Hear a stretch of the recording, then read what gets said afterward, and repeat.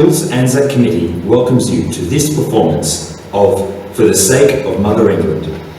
We remind you that the taking of photographs, the use of video cameras and the recording of this show by any means is strictly prohibited.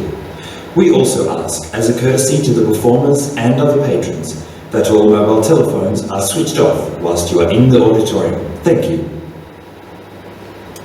Fault lines were strained as the century dawned. The dark riders poised just as Shores had warned. A tangle of treaties held nations in thrall and stuck just like dominoes waiting to fall. Chalk and talk teachers with too much to say, bored schoolboys belted and drilled to obey. Legion chaps bolted, straight backs and shore, learning to lead as their fathers before. All pals together, they flocked to enlist for a quick fight with Jerry, that's not to be missed. Classrooms for conscripts, bayonets and drill, training to fight and not thinking to kill. On mothers and sisters, girlfriends and wives, no grasp of the madness owning their lives. Farewell to your boy as a tear wells behind. Farewell to a future as he waits to ride. Cower in the morn till the shrill whistles call, and step just like dominoes waiting to fall. His journey began in Sydney in August 1914, when along with other young men around New South Wales, he joined the Australian Imperial Force. For them it seemed like the right thing to do, and anyway, wasn't it a great way to see the world and have a bit of adventure along the way? Alfred was one of those lads who joyfully volunteered back then, war had only just been declared. I remember it like it was yesterday, August 4th, 1914. By the end of that month, my firstborn son had enlisted and set off on his journey to war. It all happened so quickly, too quickly.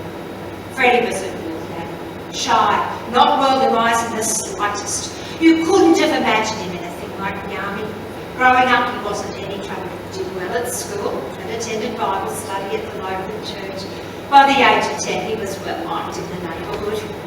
Well, except for Mr. Kelly next door. Mr. Kelly was one of those men who took immense pride in his gun. He was always popping his head over the fence and giving us a report on the number of agapanthus he had growing in his front garden. Got 120 this year, he said one morning. That's 25 more than I had last year. By that afternoon, it had all gone horribly wrong, when, in a heated battle of Knights of the Round Table, young Freddie and his wooden sword dispatched the pride and joy of Mr. Kelly's garden to an untimely death. The battlefield was a sea of blue as Freddie hacked and cut away at his imaginary opponents. Mr. Kelly didn't speak to any of us, especially Freddie, for a very long time after that, and was always very careful never again to divulge the number of agapanthus he had grown, much to my relief. When Freddie was a bit older, he was keen on Rose, who lived across the dirt track that surfaced the road. It was painful to watch his clumsy attempts at courtship. Even Rebecca, our youngest, poked fun at Love's young dream when she saw Freddie making eyes at Rose. Growing up, he didn't have many friends, male or female, and was always quite content to play by himself. Somehow, he managed to attract the attention of Rose. You can't imagine my surprise when he announced to all and sundry one day that he was going on a date with Rose. Some date. They sat on the front fence and chatted till the sun went down. That was that. Not even a goodnight kiss. Poor Freddie. But all his amorous adventures ceased on the day he decided to enlist. He seemed to go in an instant from an innocent and carefree boy to a young man determined not to miss out on that fun-filled adventure called the Great War. I'll never forget that moment. It was every mother's nightmare. To lose your firstborn son to that great impersonal machine, devoid of all caring, devoid of all love, the army.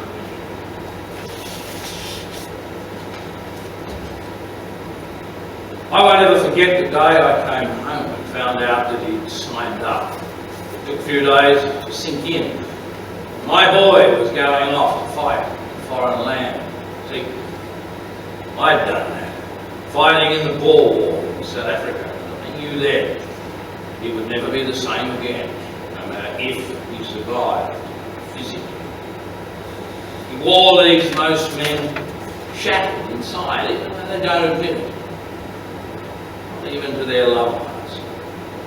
The sight of their mates dying in unimaginable ways, the horror and the stench of war, the mind-numbing cacophony of exploding shells and the overpowering fear of being killed never leaves you. Nobody's born a hero. Deep down, we're all gripped with that same fear. Sometimes we react in strange ways. I knew when he left, he had already lost his innocent young lad that sat across the table from me that fateful night. Where have you been all day? You missed lunch. Your dinner's nearly cold. You can cook for yourself from now on. You won't have to cook for me anymore, Mum. Soon my meals will be cooked for me. What nonsense is this? You have a long way to go before anyone's fool enough to cook for the likes of you. Well, the likes of me met the local councillors today and they all shook my hand.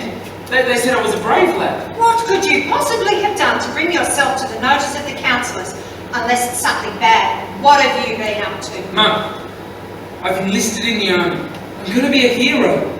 What? I'm going to fight for Mother England in the Great War, and you'll get an honour certificate to hang on the wall because I volunteered. You've only just turned 19. You're still a baby.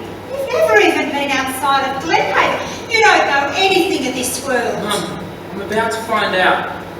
I'm leaving in a week, and you'll be proud of me. Just you wait and see. Just you wait till your father hears about this. Proud is not the word he's going to be using. Hello, love. Your dinner's nearly cold. Yep. And Freddie has some news. Ah, so what have you been up to then? Nothing that requires forking out money, I hope. Something you'll be proud of, Dad. I've joined the army, and before you say anything, I'm off at the end of the week. You're kidding, you? In the army? What's so bad about that? You joined up and fought in the Boer War. Mum's got a photo of you on horseback brandishing a rifle, New South Wales mounted rifle, Transvaal. Yeah, but that was different, son. We didn't know what we were getting ourselves into. We were just a small contingent in the main British force. There were 405 of us more. We thought it'd be a lark, just like you.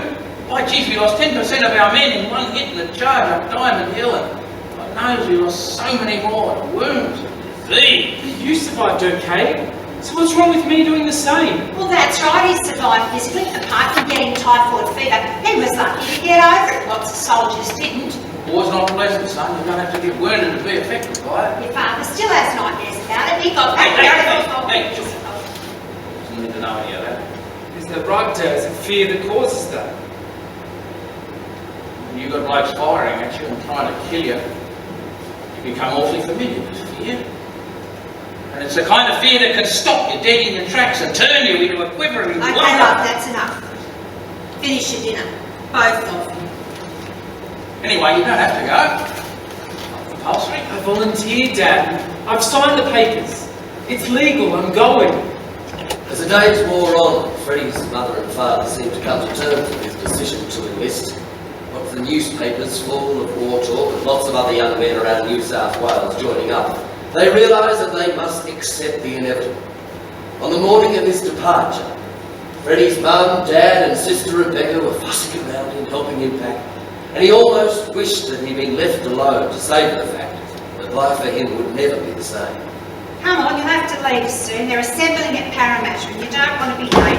Not for the army. Hey, go easy, love. You need time to adjust. The army will adjust him all right, especially if it keeps them all waiting. They'll have plenty of time to get used to things down in Sydney. Yeah, they'll box your ears around. Shut scared for a box your Rebecca, ears. stop causing mischief and help me close this bag. It's full of little roost pouch stuffed with jellies. Dad, what do you think it'll be like? You know, the war and... Well, it's not a game, son. There's never been a war yet that didn't leave its mark on a man. Physical scars are bad enough, but it's what it does to the mind that's the hardest. Sometimes I think the blokes that don't come back are lucky ones. They don't have to live with the memories. Do you think we're going to see a lot of action then, Dad? Well, the newspapers are calling it the Great War, son. It's going to be the biggest war the world has ever seen. And yeah, there'll be plenty of action. And there'll be plenty of casualties. Promise me you'll keep your head down, son, and look after yourself. For your mum's sake. I'm not planning on being a hero, Dad. I want to see the world and have an adventure. And nobody plans to be a hero. Come on, Freddie, stop dawdling and take some of the stuff out of this bag. It won't all fit. Yeah, take these pictures of Rose out from across the way. You won't need them. Becky, I swear to God, you're going to get bum smacked before I All go. right. Bag's closed. Your shaving gear and your razor in the bag, along with your toothbrush. I've packed a bit of extra soap to last you for a while. Your civvies are in the bag, which will get your uniform down in Sydney, and that's that. Then you're all set. Well, we'll say our goodbye down the gate, son. Mum's not too good on farewells. She doesn't want to make an spectacle of herself in front of strangers. Okay, Dad.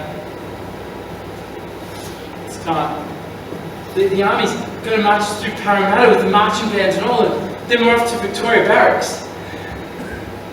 Look, in the months ahead, son, don't forget your upbringing. Your mum and I have tried to instill in you a sense of what's right and wrong. Remember, if an action doesn't feel right, then it probably isn't. And we've tried to bring you up to respect other people. On this journey, you're going to meet people who haven't. Judge them by their actions and not by their words. And whatever else you do, son, come back to us. Come back to us as good a man as you are now.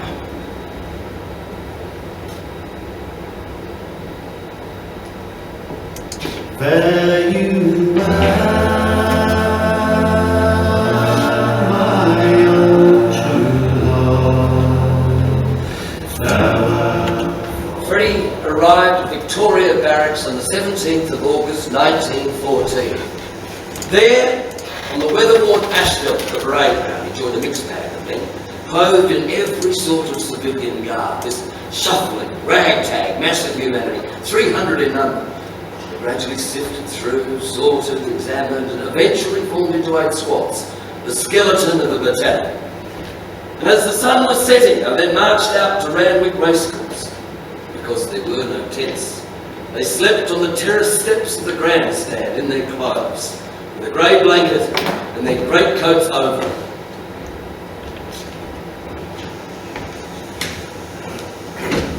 Bloody hell, is this the best the army can do? I remember telling us about this when we enlisted. You buggered. Me too. My name's Freddie, what's yours? Sam, man, comfortable. You got any fags? Oh, sorry mate, I don't smoke. But maybe he does. Hey mate, you got any fags? Hey, piss off, I'm trying to sleep. Oh, sorry. But, whenever you're awake, I'm Freddie and this is Sam. What do we call you? Bloody angry. Now let me get back to sleep. Well, the name of this rucksack says Don Simpson, so guessing this was stolen, so you are. All right, you two. Now that I'm fully awake, my name's Don. And through the fog of an interrupted sleep, I heard Freddie and Sandwich.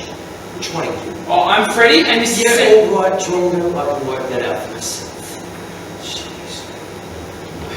Here. Have a fag, Sam. Thanks, mate. How are you on? Where are you from? Castle Hill, how about you? I'm kidding, I'm from Glenhaven, just down the road. What about you? From good old Darlinghurst, just up the road from here. Darlow, the local school. Good for you, Don. Give us a 10 soon, I'm bloody freezing. You sign up for a free trip around the world and you want comfort too. Well, like you, mate. This is the hour, mate. So, now can we get some sleep?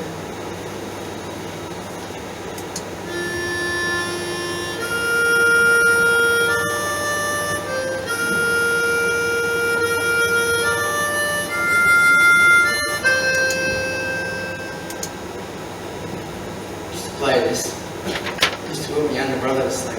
Beautiful sandwich, you let him play like that. My uncle taught me when I was 15 and I just kept on playing. Take it everywhere.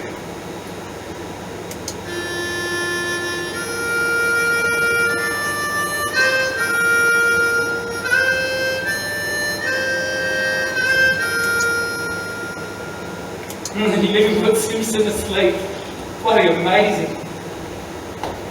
Over 3 weeks, they were inspected, registered and sworn into the battalion. On the 14th of September 1914, they were then marched out for the first time to the heathland overlooking Maroon for what was to be a daily ritual of grueling training in the art of war. God. If you blokes had a go on the Maxim gun yet? Jeez, what a gun. Pit any soldier that gets him into it would be a slaughter. Let's hope the Fritz don't have them too. Don't be stupid, you drunker. Maxim gun was invented by a German, so you can bet they've got it too. Anyway, what they fought in the Boer War, and even the Boers had plenty of guns. Funny, huh? They can always find money to throw around when it comes to war. Yeah. My dad was in the Boer War too. New South Wales Mounted Rifles. My dad was in the New South Wales Lancers. He was at the relief of Kimberley. Shot by a war sniper and never came back. Sorry to hear that, mate. I wonder what it's like to kill a person, I mean. Mate, it's just like shooting pigs and roos, really. Did a lot out of my uncle's farm. No problem. In fact, I enjoyed But it. it's living, breathing human beings we're talking about here. Well, they're just like us, it's got to be different. For me, it's not. Fritz's is no different to pigs and roos. Get them in your sights, squeeze up around and bang! That's that. Got them if I get hold of a Maxim gun. I couldn't kill people like that. Like us, you've got to give them a fair go. There you go. Freddie, mate, if you think like that, they'll be gone. Pushing up daisies, hung on the wire. It's going to be them or us, mate, and that's the long and short of it. Look, enough of this bullshit. Quick on a night off. Let's hit the town and find some bits of fluff to have a drink with. I'll show you lads and juniors the lights of Darling. Good evening, gentlemen. Before you escape for the evening, I'm Sergeant Atkins, and we're destined to be seeing a lot more of each other. I'm your new sergeant. Who do we have here then? Private Alfred Johnson, Sergeant from Glenhaven. And you? Private Samuel Gardner, Sergeant, from Castle Hill. What name did your mother call you, son? I don't think you can repeat that, Sarge. Not in polite company. I wasn't talking to you, Gardner. Now keep quiet if you know what's good for you. Private Donald Simpson, Sergeant. And I'm a local from Darling. What about you, Sergeant? You a local? Where I come from is of no consequence. But if you must know, I'm a Parramatta lad born and bred. Just my luck, stuck with a bunch of hicks. Shut it, Simpson! All right, at ease. I'm not interested in where you come from or what you've done in the past. My job is to make sure that you're ready for what's ahead of us. I fought in the Boer War. The only reason I'm here to tell the tale is the result of good training. And I'm going to make sure that you get the sort of training that could save your miserable lives and the scrap you've signed up for in Europe. Now, I know what you're giving me grief, bringing our section into disrepute, so I'll lay down a few ground rules now. For starters, make sure you're back here by 10 p.m.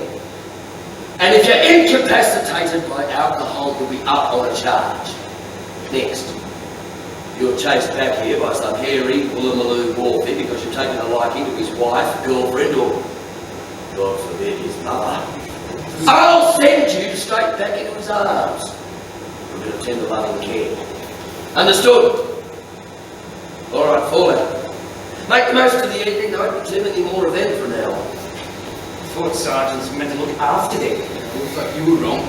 Suddenly don't feel like having a drink now. Yeah, me too. Besides, I don't drink much. Oh, now look what you've done, Sarge. Well, I'm going to Darlinghurst anyway. Reacquaint myself with the local wildlife. Meet up with some of the other lads if you lot aren't coming. See, we're in some interesting times. Tuppence I got for selling me coat, tuppence for selling me blanket. If ever I list for a soldier again, the devil shall be away, me sergeant. Poor old soldier, poor old soldier. If ever I list for a soldier again, the devil shall be me sergeant. Within weeks, we were embarked in our transport ships alongside the wharves in Sydney Harbour. But because of rumours of German warships roaming the Pacific, our troop ships were delayed numerous times, leading to the men becoming restless. It was in these days that the men were judged by some Sydney-siders to be 6 bomb-a-day tourists. Others shook their heads when they saw the men roaming the city streets. "They'll never make soldiers of that lot," they would say. "The light horse might be fair dinkum, but they've got the ragtag and the bobtail of Australia and the infantry." However, within a matter of months, this ragtag and bobtail army, by their bravery in Gallipoli, would create the Anzac legend that would live on and fill Australian hearts with pride. Dear Mother, well, here's my first communication. Dear Mother, indeed. It's got an awfully full all the summer. I bet you didn't expect to get a letter so soon, for we haven't even left Sydney yet. We've been stuck here for a couple of weeks already, and everybody is getting well and truly sick of it. We're only allowed to go as far as the docks area now, and the sooner the ships get moving, the better. We can't wait. Anyway, we get off at night and go down to the local for a few drinks, and so far I've managed to stay out of trouble, although the local population seems a bit hostile. I've teamed up with a couple of lads from the battalion, and they help to relieve the boredom. One of them is Sam Gardner from Castle Hill, a local, and the other is Don Simpson from Darlinghurst. We finally met our new sergeant this week, Sergeant Atkins. He's originally from Parramatta. He's a bit rough and a bit of a disciplinarian, but I think underneath it all, he's okay.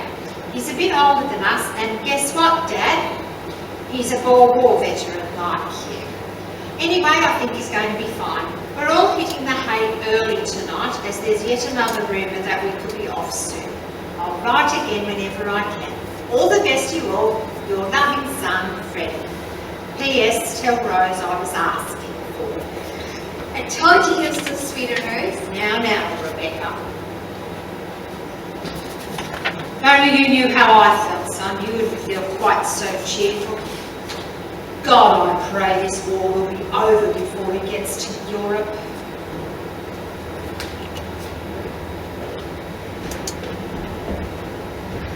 Are we actually going to get out of the heads this time? You noticed there are that many furbies this past few weeks. I believe it will stay out that past the heads. What's a furphy, Sam? I heard the word in the pub the other night. It's a rumour that turns out to be false. Huh. It's a great word, Sam. Sort of runs off the tongue real well. Much prefer the word bullshit. That runs off sandstone quite well too. I got the words pot, kettle and brass. Suddenly spring to mind, huh? Yeah, well, Sarge, this is fair thinking this time. German battle crews haven't been sighted in a while, so we're going now when the going's good. Next stop, Albany. Meet up at Western Pond. Why don't we get seasick? Have you guys been on a ship before? I haven't. Hey, you bird, the most important thing to remember. You're gonna throw up, check which way the wind's blowing first. Don't want to go in face with your own skin. Yeah, anyway, let's stand man. Anyone throws up on me, they won't be seeing Albany. They'll be swimming home. Okay, you lot. On our way out of the head, sir. Go and wave goodbye to the crowds on the dock. Good old Sydney Harbour. Maybe seen either for a while.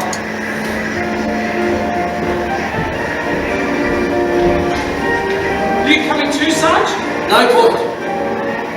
I know we left to wave too. En route to Albany, the men underwent endless hours of training. There was no let up. Their very lives depended on it. However, the rough waters of the Great Australian Bight took their toll on men and animals, and many a soldier would have rather faced the enemy barehanded than endure days of nausea on a pitchy and heaving deck. Oh, this is place the wind blowing! Oh, piss off and spew that way, you bastard! I'll throw you overboard, boy, man. Keep away from me. Bloody hell, I didn't realise how many shades of green there were. Look at his face. He looks like an Irish leprechaun. Oh, come on and gargle! Bucket, you bucket! Hey, there's a bucket in there! It's the Great Australian bucket!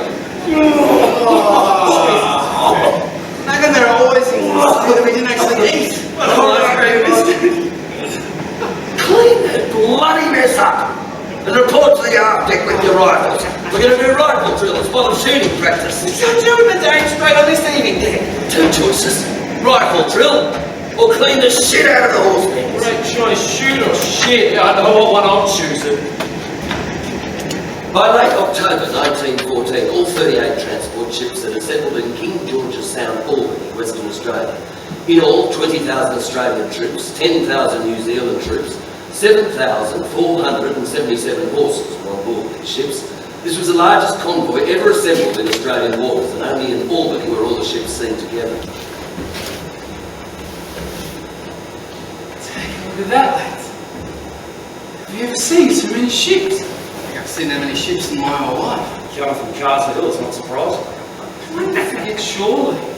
Nah, Sarge says there's too many of us. Not even the officers get the land. Yeah, that's right. Sarge says there are 30,000 of us, including the Kiwis, right? Jeez, that's a lot of thirsty blokes. A small town like Albany can't handle that many. Can you imagine us all queuing up for the one toilet in the one pub in town? Never mind the toilet, mate. Imagine the queue at the bar. There wouldn't be too many drunks, I can tell you. Pissing won't be an issue. 30,000? Wait till the fridges get inside us. Oh, we do it more than pissing. 30,000's a lot of targets. Let's hope they can't aim too well. Okay, lads, look lively. Once you're all dressed and on deck in 10 minutes, we're going ashore. Shore leave? No, route march. We're going to get some exercise. Now move it. There's a long, long trail winding into the land of fire dreams, where the nightingales are singing and the wine moon gleams.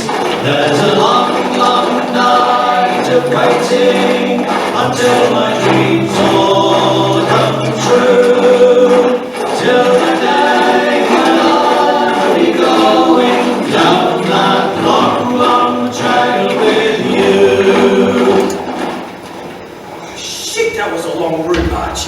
I'm over this army lark. They can keep their bloody shore leave. That's the last march we'll be doing for a while.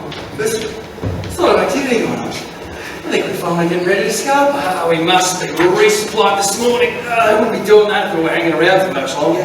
Well, I guess we better take a long look at the shore. It's probably the last land we'll see for a while. Gentlemen, if anyone wants to ride home, they better do it now. Tonight's the last call for mail. We'll be leaving early in the morning. And be careful what you write. You don't want to run foul of the censors. You wouldn't want your mums to get a letter full of black lines now, would you? Sarge, it doesn't really leave us much to say, except for dear mum and your loving son. Hardly worth the effort, Sarge. Well, I'm going to ride anyway. Who knows when or where we'll get another chance? If we get another chance. Probably right, Freddie. Hey, anyway, got some spare paper? Yeah, there's plenty of extra shit outside. Piss off, I'm not going to another 12, man. What are you taking for? I usually write a load of crap anyway, so it'll work out just fine. And don't forget, there's a concert on tonight on the forward. Yeah, you're a bit of a musician. You'll be right at home.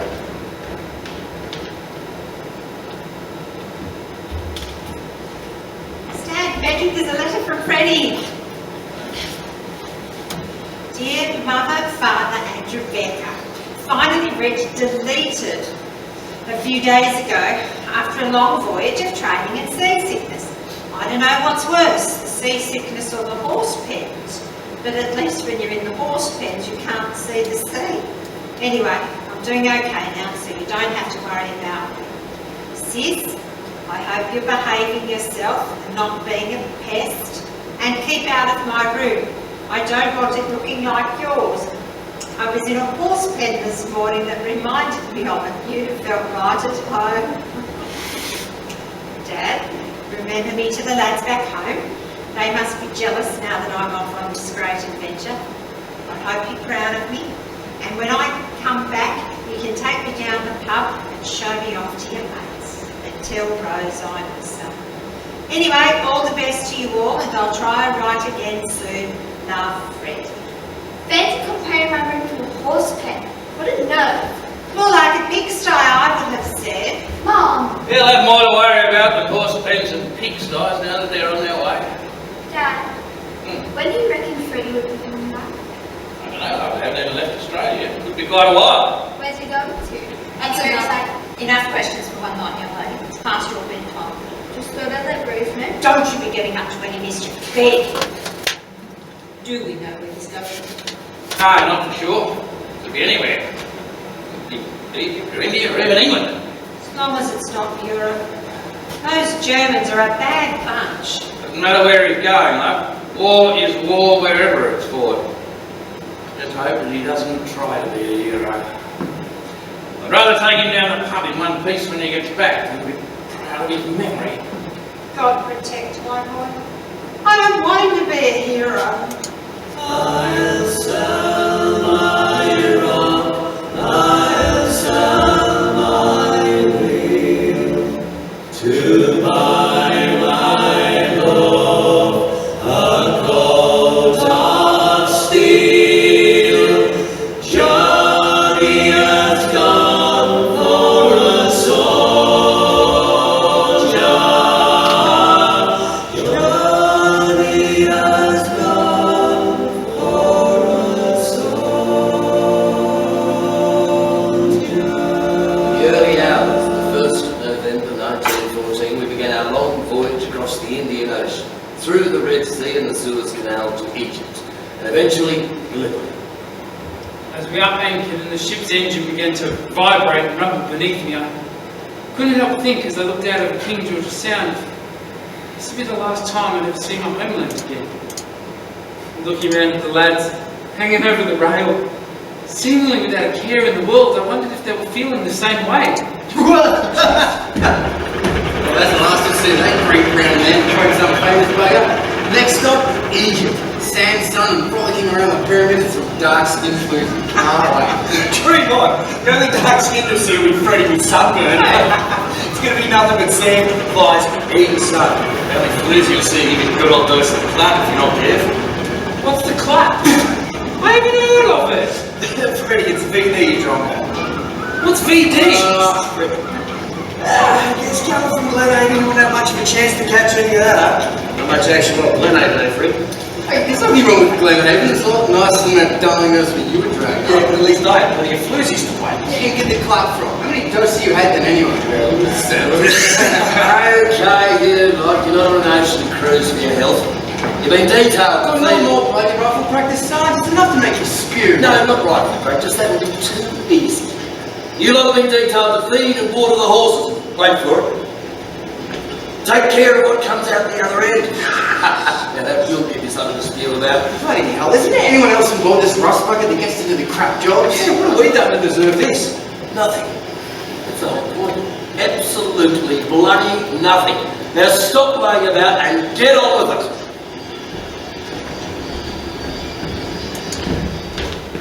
Starting to figure out what the army is all about. Making you as miserable as possible, so that when you engage with the enemy for the first time, it'll be a big improvement. All part of the great plan to turn us into fearless warriors, no doubt. Johnston! I don't remember saying that you were any better than the rest of them. So get on with it! There are a few piles of steaming crap just waiting for your urgent attention. You've got to keep it these young buggers. If they think cleaning out horse pens is bad news, God help them when they get into battle. They don't know what they're in for. Poor bastards. Come! I want to put some muscle into it. This is what your mums had to put up with the new lot of babes. If only your mothers could see you now. God, that donkey crap detail's over with.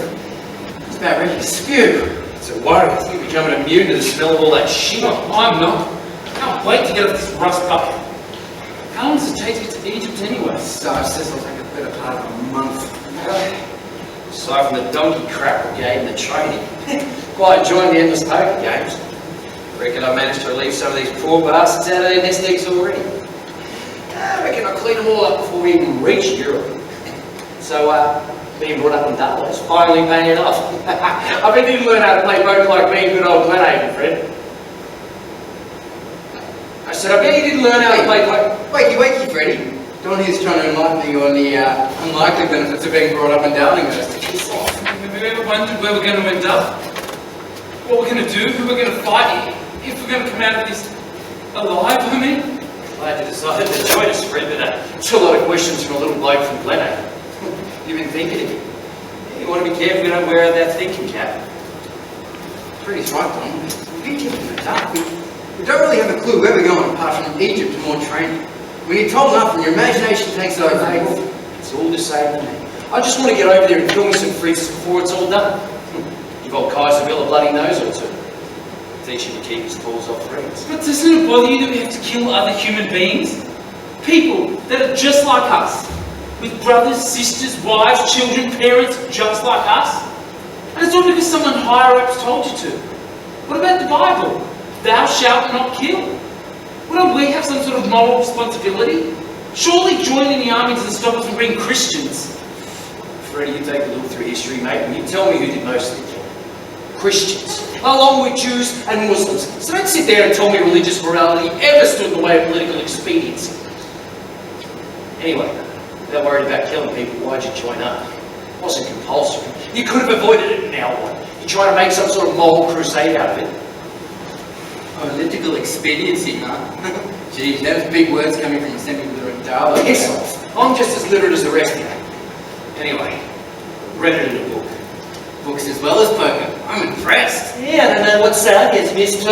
Anyway, I can see where Freddie's coming from. At what point is war morally justified, and under what circumstances do we have the right to kill other human beings? It's pretty simple.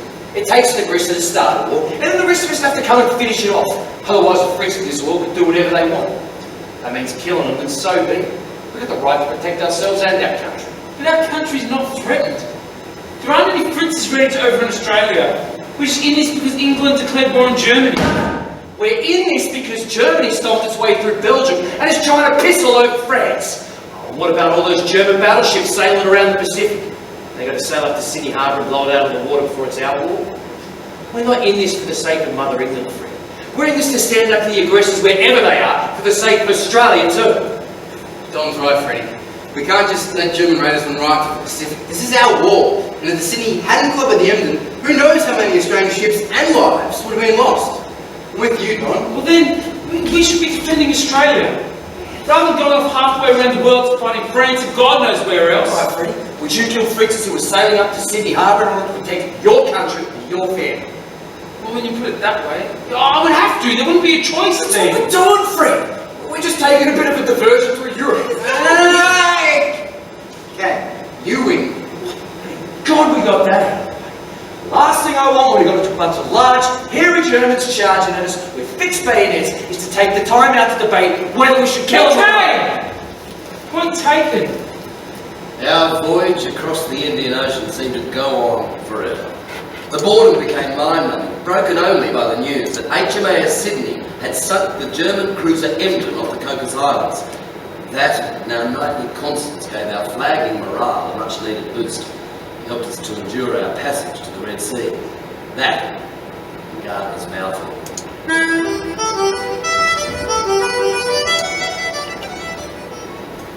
On the 25th of November 1914, we reached Aden, near the entrance to the Red Sea. It was here that reports from the Western Front first reached us and gave us our first inkling of the reality of that dreadful, distant killing field.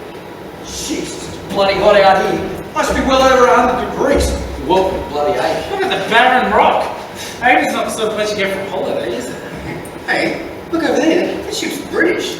What brought us up to? It's British, all right. I just heard it's got Indian troops on board. Are they joining us? Not likely. That's what's left of 2 Indian battalions, fresh from the front in Europe. Sarge, did you say 2 battalions? Isn't a British battalion about 1,000 men? You couldn't fit 2 battalions on that ship, it's too small. You couldn't fit more than a few hundred. Listen, what's that noise? I think it's big guns, but they're awfully far away. I wonder who's firing at what? So we'll find out.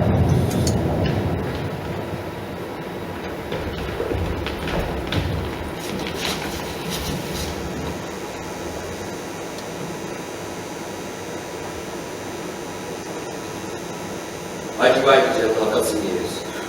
Give us a break, son. Leave a beauty sleep. Seems like really just weeks. That's what I was only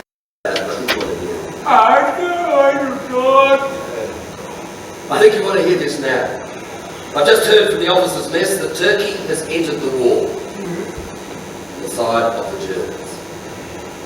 Sound of guns you heard yesterday was the British cruiser, the the Duke of Edinburgh's 9.2-inch guns firing on a Turkish fort at Sheikh Zayed, the coast of the Red Sea, some 65 miles. You're kidding.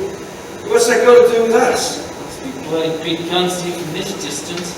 Captain Barrett wants us to form up on the foredeck at 6 a.m. to hear an official announcement from our senior officer. Who knows? We might end up spending more time in sunny Egypt rather than moving on to the old line. That's right. Don't you want to hear that? Now get back to sleep. Be on the foredeck at 600 hours. Well, that's a relief.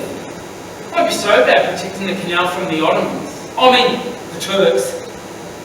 Maybe it'll all be over before we get there. Bloody hope not. We didn't come all this way for nothing. And the Turkish army was decimated the Balkans War. I'm surprised they got any fight left in them. Bloody Germans probably put them up for it. Made them an offer they couldn't refuse. Anyway, I'd rather be fighting Turks and bloody Germans than anything. Yeah, me too. It'd be easy. What do you mean easy? You mean it's easier to kill a Turk than a German friend? Is that what you're saying? Oh, I thought you were against killing. So much for your moralistic ramblings. Anyway, mate, it's all the same to me. If they're on the wrong side, I'll pop them off anyway. Turk, German, or anyone else for that matter. Alright, let's leave it there. Don't want another debate on morality of killing our enemies at 2 o'clock in the morning. Let's get some shine. Despite all the talk, our orders hadn't changed and our destination was still Egypt and then England. Over the next few days, as we made our way through the Red Sea to the port of Suez and the entrance to the Suez Canal, the mood on board the ship took on an air of expectancy as our destination grew ever nearer. Sarah says we're going to be in the Suez Canal tomorrow. It's going to be strange sailing on a ship with desert on both sides. We'll have to rename the ship as Royal Majesty's Troop Ship Captain. The real ship of the desert. Very funny. Alright lads, we'll be entering the canal soon. The top brass wanted to take advantage of the calm waters to clean the ship from stem to stern and prepare for disembarking in Alexandria. Get your aprons on, lads. The cleaning brigade strikes again. Watch your mouth. We'll be back on the donkeys. The last of the night-side shivers. Or maybe even the day-done dockers. Oh, shut up, Don. We're not going to get away with that again. God, not that again. No way, I still can't get rid of the snow from the last lot. Should try washing more often. Alright, that's enough of that. Now follow me up. Show you what you have to do. Thank God we're about to get back onto dry land. Never thought I'd look forward to more training, but anything would be better than spending endless weeks cooped up in a small ship. We're getting off at Alexandria, and then being transported back to Giza near Cairo. Really looking forward to seeing the pyramids, because give me something to write back home about. I haven't written a letter for weeks, there's nothing worth writing about. I missed the mailbags were transferred back to Aden, and now Mum and Dad are wondering what I'm up to. It's funny, you know, the war. It's so far away, it's like, it doesn't even exist anymore. It's like, we're on this endless holiday with not a care in the world. Johnston, what are you doing? I thought I told you to follow me. It's obvious you'd rather get stuck in the horse stalls and the light duties I had planned for you, so your wish is my command. The horses await your loving attention. The cleaning gear's out there. I want to be able to eat my dinner off the floor in those stalls by the time you've finished. Believe me, I'd love you to play the horseshit off the floor right now. What was that, Johnston? Oh, nothing, Sarge, just thinking how lucky I am to be looking after me. Right.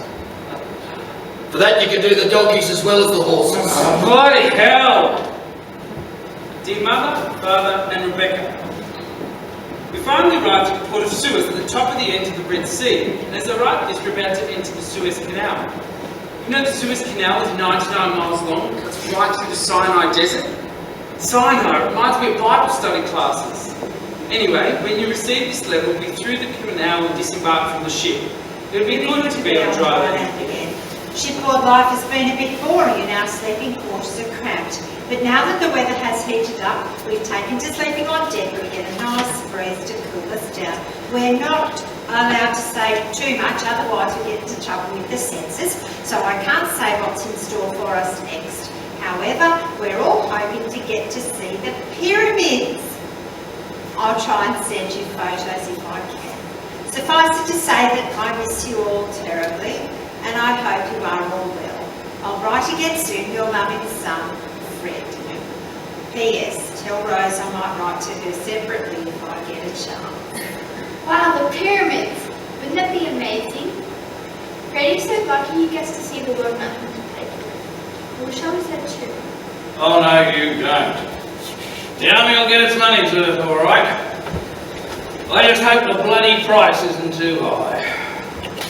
On the 2nd of December 1915, we steamed into Port Said. But because the harbour wasn't big enough for our enormous armada of ships, we disembarked at Alexandria, along with our equipment and stores.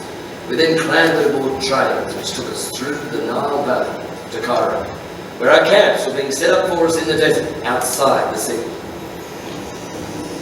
Come on, okay, you lot look lively. We're going to march from here to our camp outside Cairo. Fuck, does that start? Fair enough, it'll take us half the night to get there. Sounds like we're going to march right through Cairo and out the other ring. The arse end, no doubt. We're heading for the pyramids. Like walking back into biblical times. Most of the locals look like they just fell out of the Old Testament. You religious bastards will be just fine. Now, Simpson, let's not start a holy war. There's nothing holy about Simpson Sarge, except maybe his socks and undies.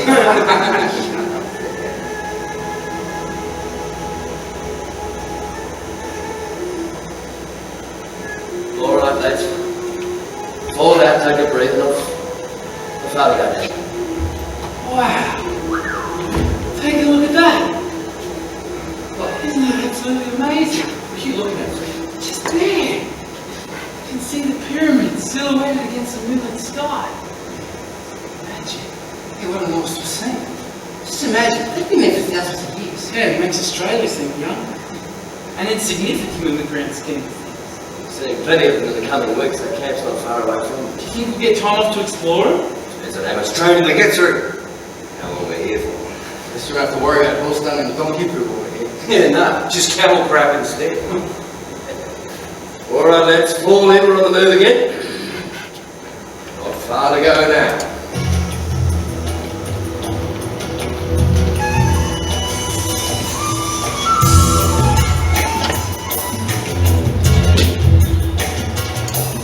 We're here. Fall out, get comfortable. We'll assemble at first light to find out where we're being housed. You know, you're just going to drop down here in the sand and sleep, do you? That's right. It's too late to organise anything else until dawn, so make yourself at home, right? No tense. It's like bloody round race course all over again. Yeah, but look on the bright side. At least the sand's softer and it's not as cold. It's still not colder than I thought it would be. Deserts were hot places. Just wait until the sun gets up. It'll be over 100 degrees in the shade. You're complaining about that too, mark my words. Well, at least we've got plenty of room to move and tons of fresh air. Not cramped and stuffy like on board ship. Ah, Freddie, the eternal optimist. I reckon if we were told to sleep in a steaming pile of donkey crap, you'd be saying, but at least it's often more. Sweet dreams, lads. Make the most of it. Training starts tomorrow. There.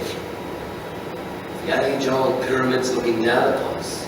We rolled ourselves up in our grey blankets under the moon and slept. Finally, we were camped at Mina Camp by the pyramids, 10 miles from the centre of Cairo. We trained hard, and on top of that, many battalions, including ours, had to march several miles through soft sand to get to our training area. We marched back again every evening.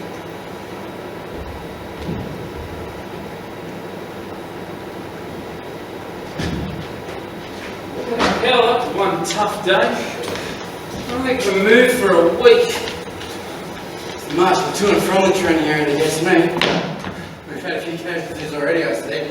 Had a couple of poor bastards that come down with some good disease and been hospitalised. I thought it was exhaustion at first, but it's turned out to be far worse. Could be worse than this. So buggered I don't think I'll make Cairo tonight. You must be bugging to miss out on all the fun of Cairo. What fun? A few women who are as old as your mothers and as fat as well. It's funny, you know. Locals seem to like the old overweight ones more than the young skinny ones. Maybe that's because the locals are all overweight men. It's hard to tell what they look like under those robes and headgear. You're talking about the men or women? Both, actually. Jeez. It's a pity the Continental's out of bounds so I slowly race. Looks like it'll be a lot of fun in there. Unless you suddenly get promoted, you've got no hope of ever getting past the front door. No. Better to join our cities and try out. Oh, not me, mate. I do not want to spend time in the local Joss house. Oh, at least you might get out of training for a day or two. It's not a bad idea. That could work. Oh, no. No, I'm not I'm going. Oh, yes, yeah. No, count me out. Now, come here. To many young Australians, Cairo seemed like a place of unlimited fun. It was miserably poor in diversions. Outside the life in the two great hotels, Shepherd's and the Continental, which by British tradition was reserved for officers, there was scarcely any decent amusements in the city. Proprietors of the lower cafes, chiefly Greeks, tried to press upon us newcomers drinks amounting to poison, and natives along the roadside tried to sell us concoctions of unheard of violence. Nevertheless, the trams constantly made their way into Cairo, crowded on footbridge and roof, with many more soldiers than had leave to go. Rise and shine, you lot! Oh, for God's sake, stop making that racket. I think I've gone blind! I can't see anything! Take that bloody bacon off your face and my health. Come on, Gormy. Everyone up now! You'll be running up and down the desert with a Lee Enfield .303 above your head. Oh, you are bloody lucky. It's Sunday and I'm full of Christian feelings of love and goodwill. You've got 5 minutes to get to church parade. Otherwise, I might have to investigate you to General Bergman's car from outside his headquarters last night and dumped it in the middle of our camp. How do you get last night? Anyone remember? Oh, I remember a nice cushy leather seat with some form of road transport. I couldn't have been Arab transport. I'm not sensible on leather ones. John, you need some General Cartledge's car. Well, it's just sitting there and the engine was running. It's very careless of him. It's like I wasn't a Turkish spy. Well, Good lads, I'm safe, didn't I? John, bloody hell. Dear Mum, Dad and Becky, please accept my apologies for not writing for so long. Our training has been so intense that I've been too exhausted to book paper to pen these past few weeks. On our days off, which aren't many, I've managed to get around Cairo with my mates Don and Sam. We've climbed the pyramids and the Sphinx, and I think I know the desert around here better than I know the countryside around Glenhaven. Well, a few of the lads came down with some dreaded disease a couple of weeks ago and had to be hospitalised. I heard that one poor chap has since died, and some others have been transported back to Australia on the next ship to come into Alexandria. Not much of a war for them. I remember Dad talking about disease during the Boer War, and I now understand how it happens. Bish hot during the day, over 100 degrees by mid-morning, and freezing cold at night, and that can't be good for anyone's health. But don't worry about me, I'm fine. And apart from the exhaustion, I haven't been sick, touch wood. Our camp is not far from the pyramids. In fact, I look at them every day as I get out of my tent. Who would have thought a bloke from Glenhaven would be standing in the Sahara Desert in the morning shaving with the pyramids as a backdrop? It's still a bit of a novelty. Anyway, it's Sunday over here, and we're just about to fall in for church parade, so I'll sign off for now. Loving son, Freddie. Who would have thought Freddie would be all the way over there looking at the pyramids? It sounds like a book I read about the Arabian Nights. Quite romantic. There's nothing romantic in what he's doing, Becky. It's hard slog. I'm glad to hear he's shaping up okay. Do you think he'll be all right? I mean, they're losing men to disease already, and they haven't even been in the war yet. There's nothing we can do. God can look after him now. I just hope our lads don't end up in France. There's talk that they may stay in Egypt to protect the Suez Canal against any Turkish attack. Or they may even end up in Turkey itself, but who knows? Anything can happen at this stage. Dad, why have the Turks sided with Germany? Don't they realise how nasty the Germans and that old Kaiser are? Well, not everybody sees things the same way. The Turks probably thought that they'd get clobbered by the Russians, and by siding with the Germans, they might get some sort of protection. But who knows? Politics and diplomacy are hard to fathom at the best of times, and these are not the best of times. So many countries taking sides. We just have to hope that Britain prevails in this world conflict. Otherwise, it doesn't look good for any of their allies. Our grueling training schedule continued for the better part of 2.5 months with hardly a break, except for the odd excursion to Cairo's sparse nightlife. But as sparse as it was still welcome relief from the desert heat and dismal camp life which was beginning to take its toll. However, just as despair was about to overtake us, some welcome news arrived. All right, lads, wakey wakey, that's some news. Doing great, son. Just dreaming of some nice dark-skinned floozy. Now you're having Mum's turning into your worst nightmare. You're always doing this to us, Sarge. I think I'm hobby or something. What's up, Sarge? You seem all excited. Well, you know how you're always complaining about the desert heat and the sun and the sand? We're about to vacate this hellhole for a climate more in keeping with our dreams of paradise. You mean we're going home? Don't be stupid, Fred. Wouldn't train us to buggery just to send us home. Anywhere will be better than this sticky sand pit. Where are we going to then, Sarge? Yeah, come on, Sarge, don't keep us in suspense. Next week, packing our bags for sunny Greece. Greece? What about our training? All the Greeks are on our side. They are. We're going to idyllic Lemnos to form up with some other battalions and then who knows. Rumour is we might end up in Turkey. Scuttlebutt's right there. You will miss out on a trip to Europe and on some third-rate war instead. Thank God for that. We might be home sooner than we thought. Doubt it. Now we won't be finished with that soon. You better not We certainly can. We'll start cleaning up camp this morning. Well, I guess the change is as good as the rest. You can have the change. I just want to rest. Piss off. Everything would work out okay, I thought. After all, we'd only heard how in the previous year the Turks would be decimated in the Balkans war. I took comfort in the fact I might end up facing a weaker foe if that was the case. It'd be an absolute walkover. I kept telling myself a walkover.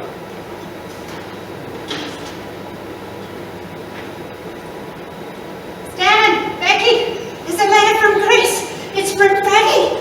Hurry up and open it. Are there any photos? Yes, look, here he is by the pyramids. Oh, do you look, there's Freddie on a camel. Look at his face. Hey, what's all the fuss about? I was down the back. It's a letter from Freddie from Egypt. Yes.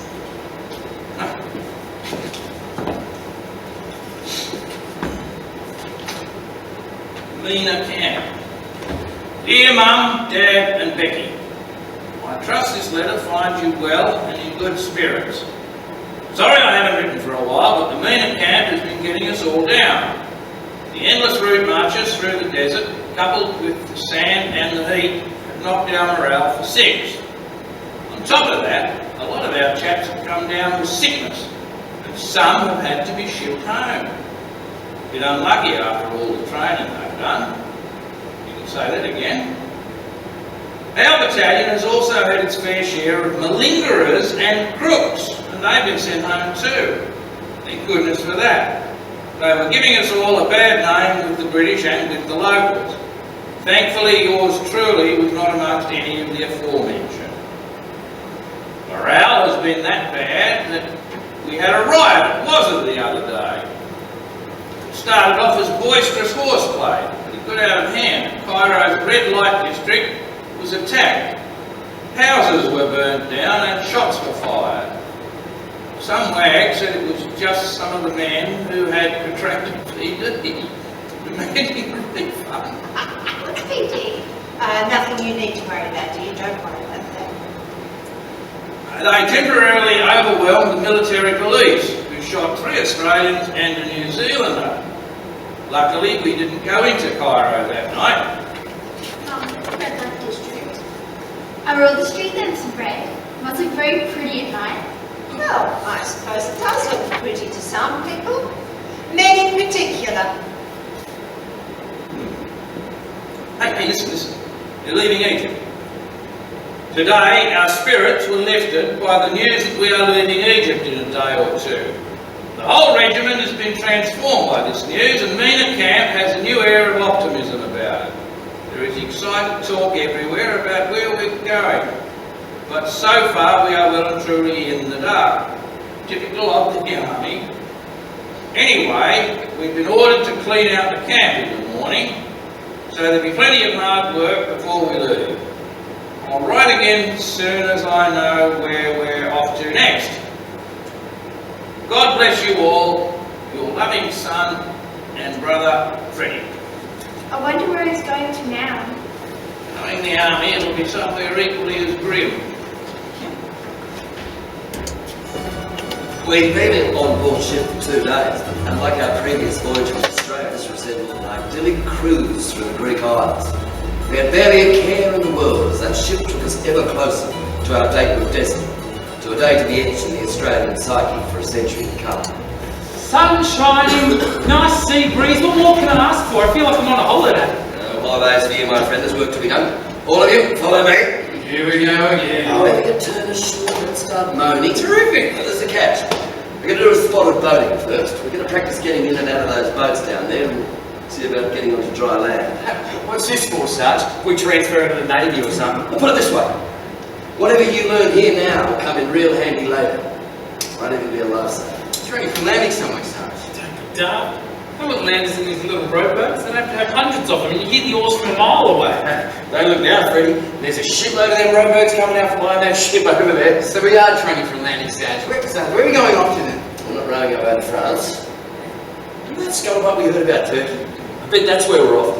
Go give Johnny Turk a bit of a Friday, then I walk up the door of Constantinople and ask not too politely if we can come right in. Hey, Sarge? Stop asking so many questions and get in that boat down there and try not to fall in the water. We're going to form up in a line of boats and get towed around the harbour by that destroyer over there. No, joy ride around the harbour. What better way to spend such a beautiful day? Your mate.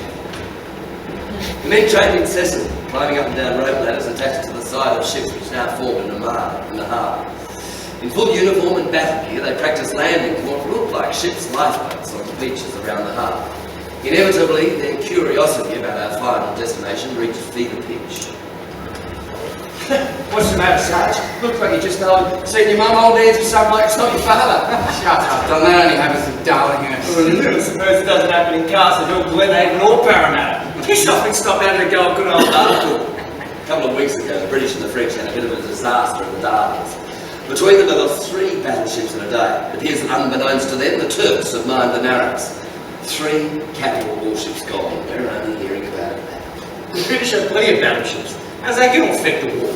More importantly, us. I've also heard our final destination, what we've been training for. It's going to be Gallipoli. We're going to land there and fight the Turks. So that's why we've been messing around in boats and charging up and down beaches. Wasn't a summer holiday over the war. Shut those bloody Turks, Sarge. When do we leave? Hang on a minute. I've got neighbours whose parents come from Turkey. Well, they're good people, hard-working, salt-of-the-earth farmers. Don't start giving me this shit about not killing them because they're good, hard-working people. Salt of the earth with butter. Don's right, Freddie. The Turks didn't think about that when they dropped a whole load of mines into the Dardanelles. Sarge, how many British lives lost in that Dardanelles business you're talking about? I don't know the exact number. The French alone lost 600. God knows how many British sailors were lost. They're not telling us. Bloody hell. They'll pay for it if I've got anything to do with it, Sarge. We'll be seeing action soon enough, and believe me, it won't be pretty my ears. Surely it won't take much to knock out a few Turks. Get the might of the British Empire behind us. A few Turks. It'll be more than a few Turks. Thousands, actually. And some Germans as well. And it won't be the might of the British Empire that's landing. The likes of us good old colonials, you, me, and New Zealanders. Cannon fodder, that's us, alright. Britain obviously doesn't rule the waves anymore if a few mines can knock them out. Yeah, no more rule bloody Britannia. Hey, look at things in a different perspective. Those ships have been mothballed for some time prior to this hiccup. The British won't even notice they've gone. Probably won't even notice the men that have gone either. Just cannon fodder. Alright, that's enough of that. We've got a fair dinkum aboard to prepare for it. You better won't be long now before we see some action.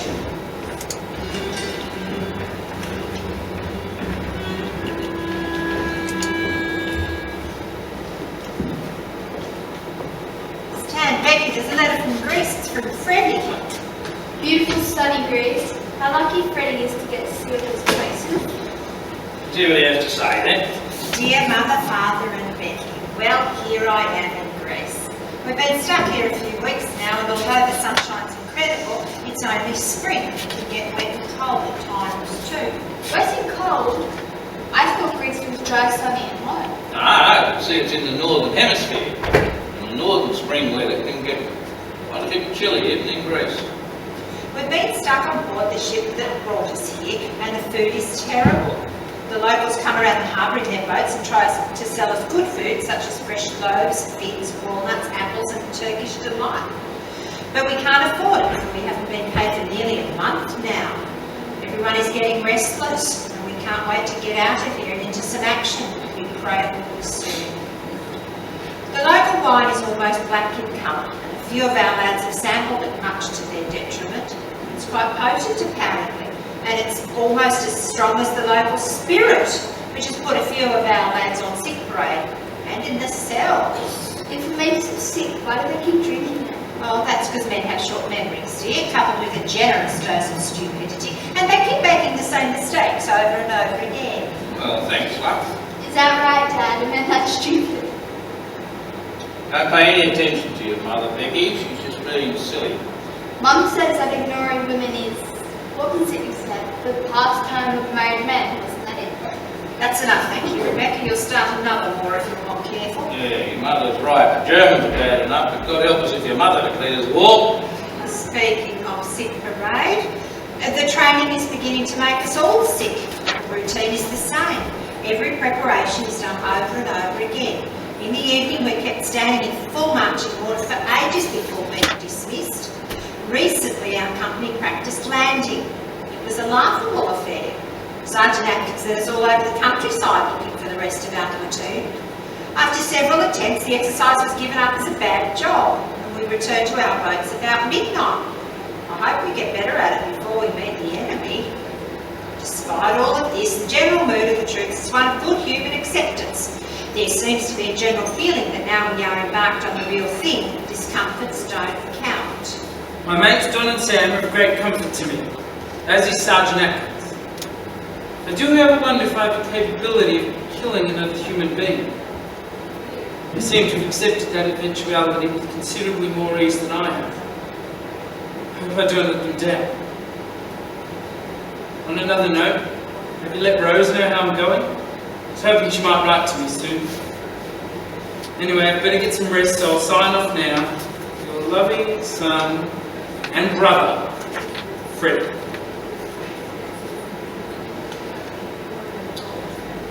You'll find out about killing soon enough. It won't come easy to him. Just hope that his mates are the sort of blokes I had round me in South Africa. Sometimes it's only mateship that gets you through. It keeps you sane.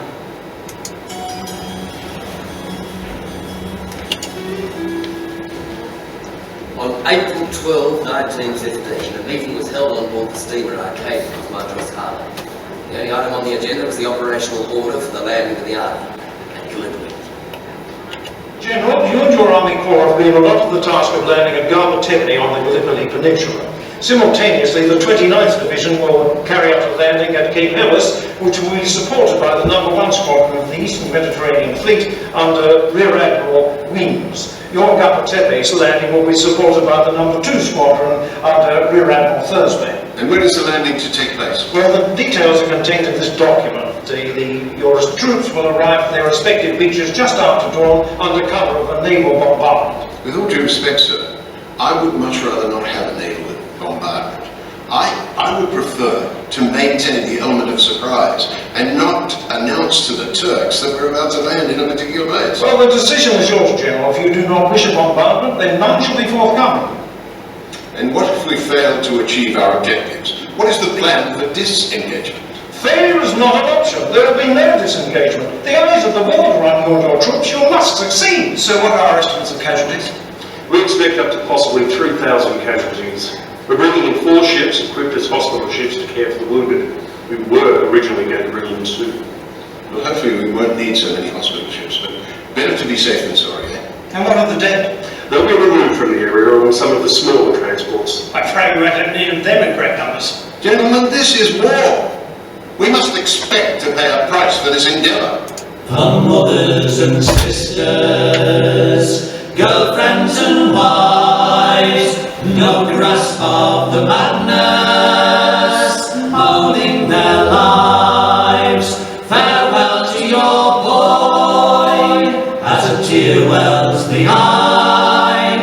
Farewell to a future, as he waves goodbye.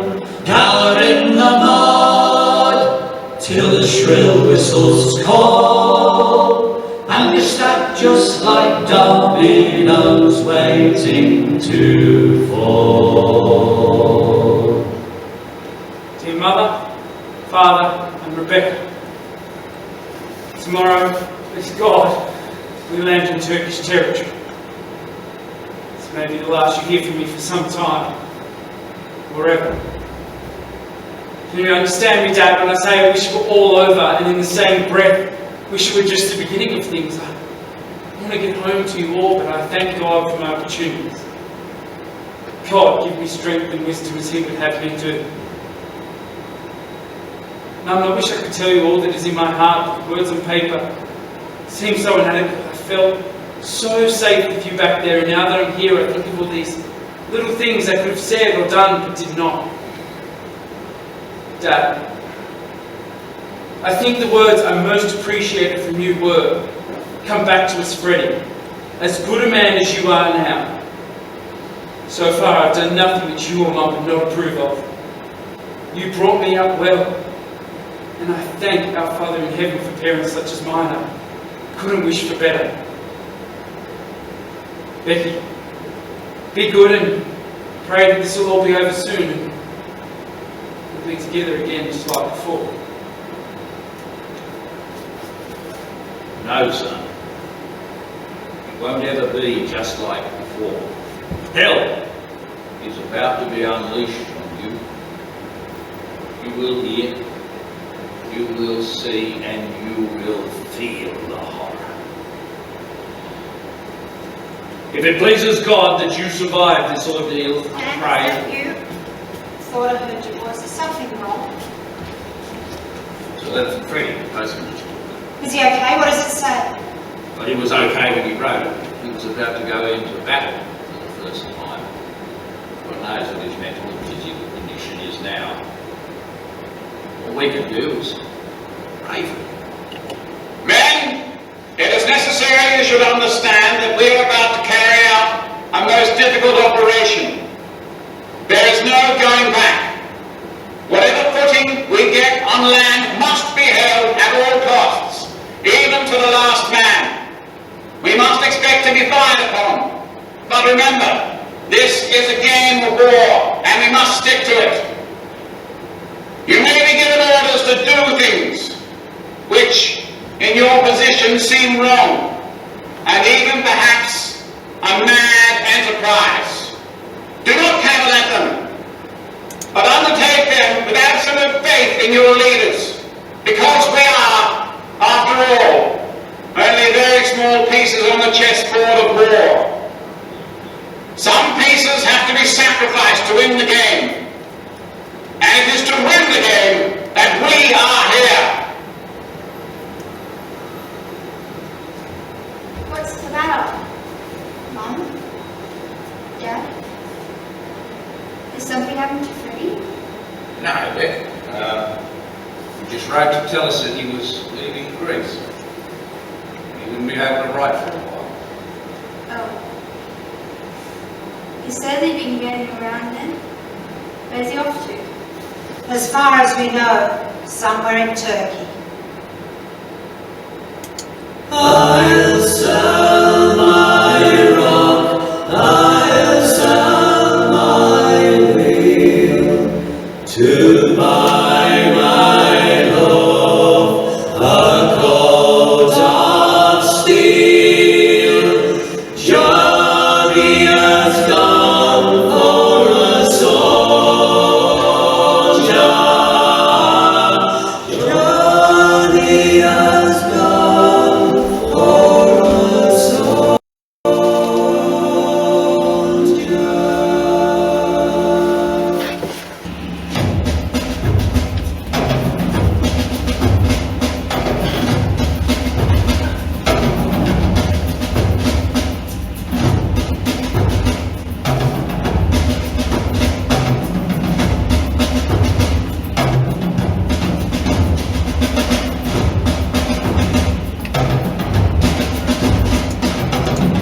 Cannons, this is what we've trained for.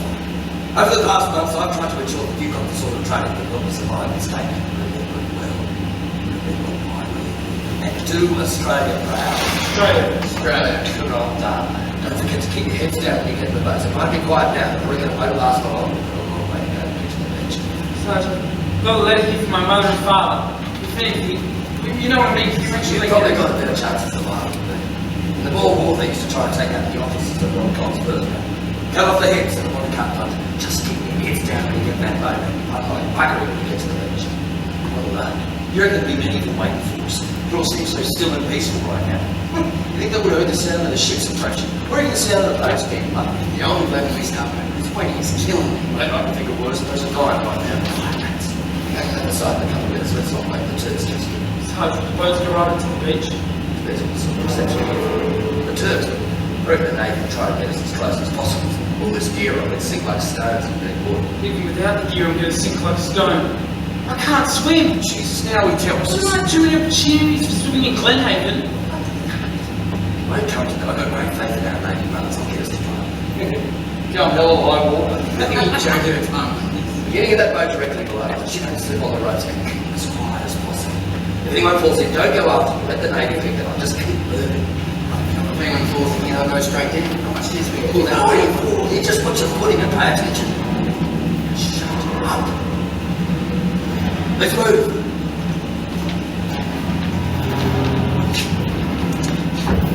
The storm broke. It was still 10 minutes from the beach. The water was flat as a milk pan, just an inch of mist over. It was impossible to believe that the noise of the boats could escape the hearing of the enemy a few miles away. Turks remained disturbed. All was quiet. Salty run of the sea, mingling with the smell of the wood boat, would have been quite pleasant if it hadn't been for the freezing cold and stiffness that ground people felt like an eternity. Feel the gentle motion of water passing under the keel. It's almost mesmerizing. But I knew this feeling wouldn't last for long. My thoughts were inundated with dark things and whatnot. I just wanted to get on. Waiting to get into the boats and have a long trip ashore was frustrating. At the same time, I tried to blot it out with thoughts of what I'd do to those plague Turks. That just increased the tension. Suddenly the calm silence of the door was broken by the sound of gunfire. It began with a huge parading pops in the distance. But as we got closer, I became conscious of flashing around the boat and realised we were under fire. Keep your head down, lads! That's splashing his bullets hitting the water! No sooner than I had the Navy man steering the boat without a cry and disappeared over the side. Gone in an instant. I heard the splashing, but it didn't register until I heard the sergeant acting yelling for us to keep our heads down. Suddenly the cold and stiffness disappeared and was replaced by fear, and sweat as quickly drawn to me without baptism of fire had begun. Sergeant Atkins yelling brought me back out of my dark shorts. My fear was soon countered by adrenaline as I mentally prepared myself for action. This bullet splashed around as attention was gone, and I instinctively checked my rifle equipment and waited, hardly able to control my urge to stand up and fire back at the enemy. Nearer we got to the beach, the more accurate and intense became the Turkish fire, and death in its various forms became an imminent fact of life. All right, lads. When the boat grounds, we're going to jump out and run up that beach like we're trying to break the world's record. We'll stop at the first cover we can find, regroup, and await further orders. What with all this gear, Sarge? That'd be easy said and done. Your turn is to talk up that beach like we're on summer holidays and get a turkey full of sandwich and picnic lunch. Shit! Oh no, Rollins has got him! Bloody hell, there's another one gone! Sarge, take over the oars. Sit tight. I'll try to go now. Sarge, the minute we start to close it, shouldn't we start firing back? Keep down. The minute you put your head up straight, we'll get it shut off.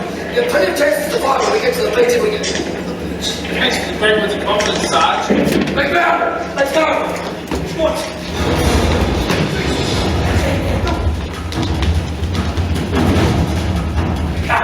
Get down! We're on! Quick!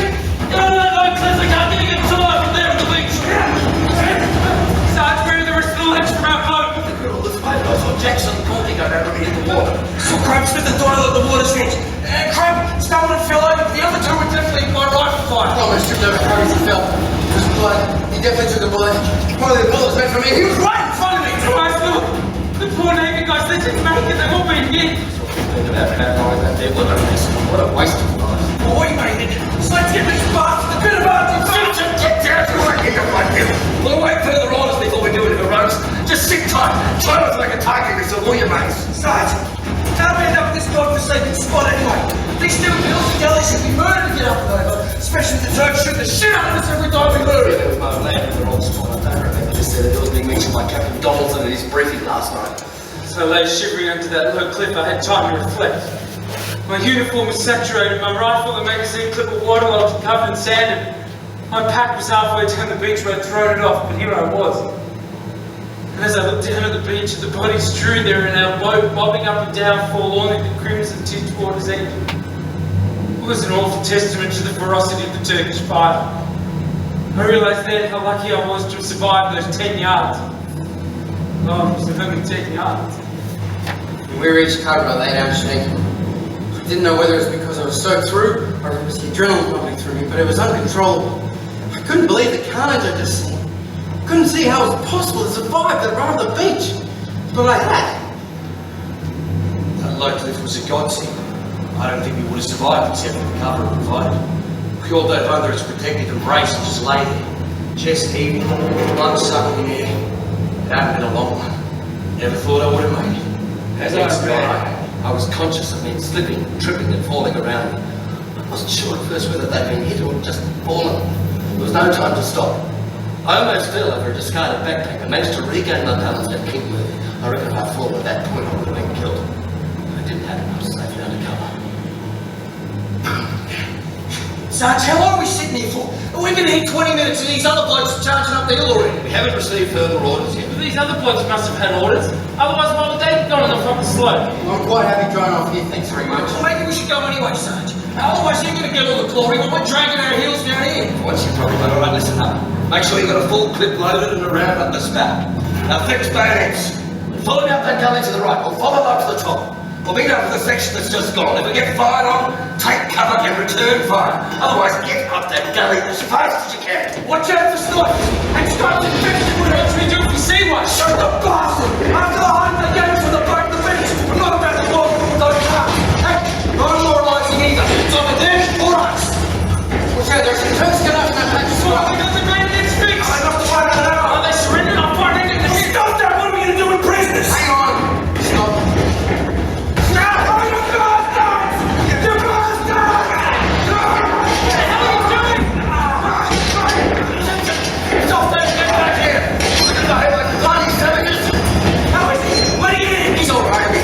Just a bit shaken up. Looks like a bullet went through his water bottle. That's not That's right. You can't just kill people in cold blood. That's not right. Stop your moralising. You get us killed with that shit. Anyway, they dare when they murdered our mates on the boat on the beach.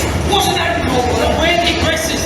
We're invading the homeland and trying to defend themselves. Yeah, it serves them right for siding with Germany. With men so shaken up that day, few prisoners were taken.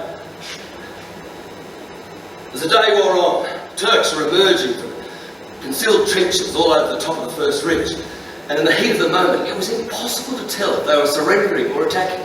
So the unofficial order of the day was to shoot first, ask questions afterwards.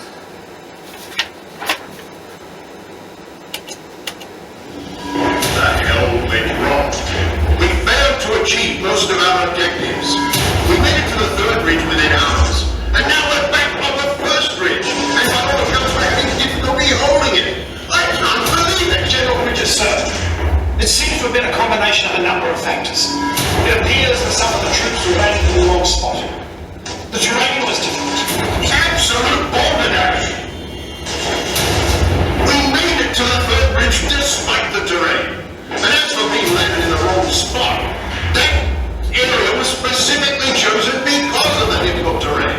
It was our belief that the Turks would not expect us to attack in such an inhospitable area. And we were right. We experienced very light resistance. Light resistance?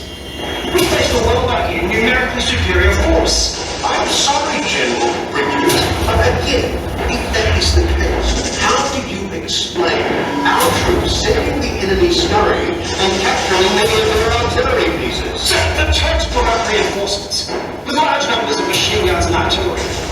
It took a terrible pounding before moving back and consolidating the position further back. Thank you for your appraisal of the situation, General. However, despite what you have said, I expect you to regain the initiative as soon as possible, and to start achieving your original objectives with the troops at your disposal. I have wired General Hamilton requesting reinforcements. I'm afraid his answer will not give you any comfort. Good morning, General. Sir, I found out from the front line. Here there's a build-up of Turkish troops occurring. preparing for an all-out attack. Do we have an estimate of troop numbers? Approximately 40,000 in our best estimate so far. We have 17,000. So we should be able to hold on, based on the 3-to-1 ratio. We'd better get some machine guns out there just in case. Godley and I will inspect the front line shortly and assess the situation for ourselves. If necessary, we may have to pull back and consolidate. Pulling back is not an option, General Bridges. I understand your troops are dug in on the hill where Brigadier McLaurin was killed. That's where they must remain. McLaurin's Hill is where you are, and McLaurin's Hill is where you must stay, despite the cost. Do I make myself clear? Perfectly, sir. With ammunition and rations running low and failing to find the other members of our battalion, we had no option but to return to the beach. Clearing station for the wounded had been set up at the south end of the beach, but it was becoming overrun, and the beach was cluttered with wounded and dying men who desperately needed medical attention. The number of casualties was greater than expected, and no boats had been available to ferry them back to the hospital ships all morning. All right, then. I'm going to see if I can find where the rest of our battalion is. Don't go wandering off. Too easy to get lost amongst this lot. No worries, Sarge. Hey, Sid, let me know when Sarge gets back, eh? Bloody hell, look at all the wounded. Jeez, Marlena. Well, like I was a personal water bottle when I got hit. You lot didn't even get a scratch. No, I almost sprained my wrist bayonet in that skinny Turk up on the second ridge. Oh, it was that thin, it was like stabbing a sack full of reindeer. Don't talk about him like that! He was a human being, he was trying to surrender, you could have taken him prisoner. Surrender? Well, what about that bloody great bayonet at the end of his rifle? Didn't put that down when I was yelling at him. He probably didn't understand you. And you didn't give him more than a few seconds to figure it out! How long does it take to figure out there's a problem when someone's prodding you with a bayonet? Anyway, what were we going to do with a prisoner? Huh? We can't even take care of our own wound by the looks of it. All right, men, we're on the move again. The rest of our lot apparently dug in up on that ridge, so we were able to join them. I've got a rough map. That food, Sarge. Enough to find a few morsels. Don't wait on the run. We're going to creep up in the dark and get shot at by our own men or someone in the Johnny Turk. Come on. The most desperate struggle of the first day occurred at McLaurin's Hill, named after Brigadier McLaurin, who died there earlier in the day. We were amongst the troops dug in up on that hill to repulse an expected Turkish counterattack, which threatened to cut us off and take back some of that strategic high ground. All right, then. According to Major Land, our job is to stop the Turks coming around the bottom of that ridge. Christ! Otherwise, they'll be able to operate their left battalion. They're already taking heavy casualties. Now, those Turks coming from the side, our boys will be cleaned out. Sarge, is it my imagination or some of these bullets coming from behind us? Well, here they are, Sarge, we'll probably fly from our own side. Follow me! Stop firing, man! I'm bloody Australians, you bunch of drongos! Christ, they can't see our uniforms. Mate, they could see our uniforms, we'd dead already. We're just firing wild, trying to shoot something. Anything. All right, lads, sing! Sarge, now is not the time for quiet practice. I just want to see a rendition of Nearer My God to Thee. Anyway, to see you get a shot for sure. Come on, you bastards, and sing! Once a jolly swagman camped by a billabong under the shade of a coolabah tree. Alright, that's enough. I got the message. Can't be too certain, though. We could have been Turks posing as Aussies. I wouldn't put it past to a try. With voices like ours, I don't think so. Sarge, these tourists starting to get in the game. They're miling around that mountain scrub down there. I wish we had a machine gun. I don't think I've seen a machine gun outside anywhere on this ridge. I haven't heard the sound of one at all. Men, let our boys through and cover them. We're going to consolidate and hold this ridge. The 11th Battalion, or what's left of them, will pass through our lines and go to the rear. They've taken a bit of a pasting. The Turks have our reinforcements with howitzers and machine guns. Right you are, sir. Right, men, they're falling back. Do not fire them, but keep a lookout for Turks posing as Aussies. If you're in any doubt, ask them the name of the Governor of New South Wales. If they hesitate, shoot them. Shit, Sarge, I don't know who the Governor is. The Turkish invaders were advancing like a flood across Mule Valley Flat, and about 400 of them were now in a concealed trench or hollow at the foot of German Officers' Ridge. Little by little, the right of the line gave way, and the gap which already existed between us and the line edging Monash Valley began to widen. All right, chaps, those Turks are coming in from the left. I'll be up to on for lines. Keep your heads down. So we're going to sit and wait for the Turks to surround us, Sarge. What's going to be the plan? Fire's getting awfully accurate. Anyone who tried to make it across that 40 yards, sit tight. Try and get a message back to Major Bennett behind us. You get a dad, Sarge. I don't seem to be carrying pictures anyway.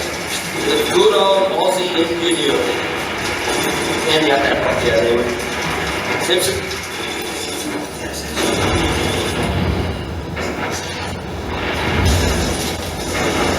Sit tight. Now cover me. So we're moving out there or what? No, I've asked Major Bennett to try and get a machine gun up to us that we can clobber these bloody Turks and get us all out of here. Gather up as much ammunition as you can for our fallen mates, they won't be there. But I fear we will. So we're just going to wait for them to surround us, Sarge? Shit, now I know our cluster fell a little bigger one. This isn't time for a bloody history lesson. Just keep your wits about you and your heads down. Look, some of the men over there, they're about to move back. They must be completely dumb. They're certain death. I don't know. Go, play the tune we played the other day, the more killing Sarge. Just wait.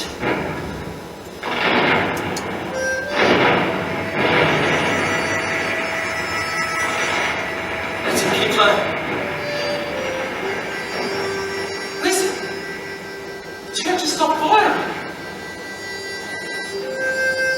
All right, let's get these bastards while they're distracted. If you spoil this moment, I swear I'll deck you myself. That's great. Do the music. Sarge, I need to take full advantage of the luck. They're right back. I think they're going to make it. By God, they're making the Turks see fire back. The fire arrives while you can. Start waiting for the machine gun. Come on, let's go.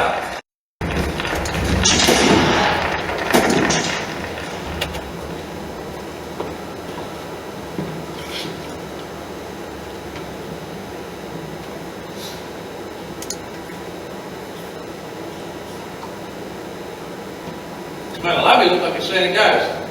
It's a letter from our boy. You open it still, aren't you scared to? It can't be too bad, otherwise we'd have had something more official. Freddie himself. His handwriting's a bit shaky though. Dear Mother, Father and Rebecca, I'm writing this letter from Gallipoli. No doubt you will have heard about it in the newspapers by the time you read this. It would be useless to try to describe the things I have seen and done these past few days. My feelings are beyond words. They're a mixture of horror at seeing men die, elation at having survived thus far, and immense sadness at seeing the depths to which we mortals sink to in times of war. On both sides. We landed on this god-forsaken coast early on April the 25th under intense fire from the Turks and Dad. We lost a lot of good men. Some were shot leaving the boat, some drowned without firing a single shot in anger, and some were torn to pieces by shrapnel. They poured every conceivable kind of fire upon us. But I survived. Along with Sergeant Atkins, Don Simpson, Sam McGard, and many of our mates did not. Every minute of this landing felt like an hour, and it seemed like the day would never end. My nerves were strained to breaking point, not so much by the noise, but by the sights I had to witness.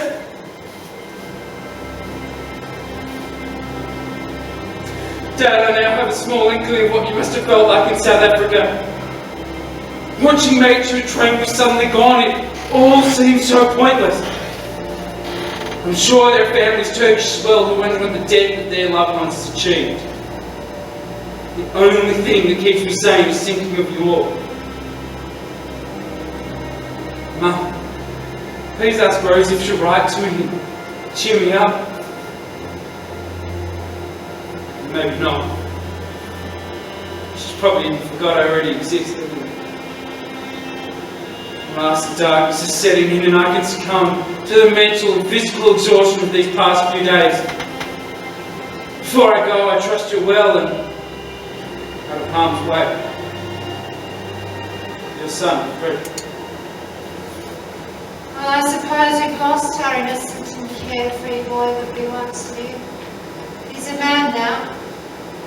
Let's hope luck doesn't desert him quite so easily. Mom, I'm scared.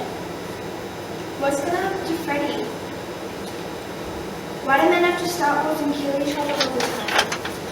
My girl, men have been killing each other since the beginning of time. It's in our nature. The trouble is, we have short memories, and the horrors and the privations of war are all too quickly forgotten. I guarantee this. Politicians on all sides have put their lives to the test. First, to satisfy their ambitions and egos, wars would be very short affairs indeed. The problem is this war is too complex, it's too all-encompassing. There are too many egos to be satisfied on both sides. It's bigger than them all. They don't know how to stop it even if they want to. We just have to hope that at some point in this awful mess, men of integrity will realise the insanity. Just hope it's before our son's life is extinguished.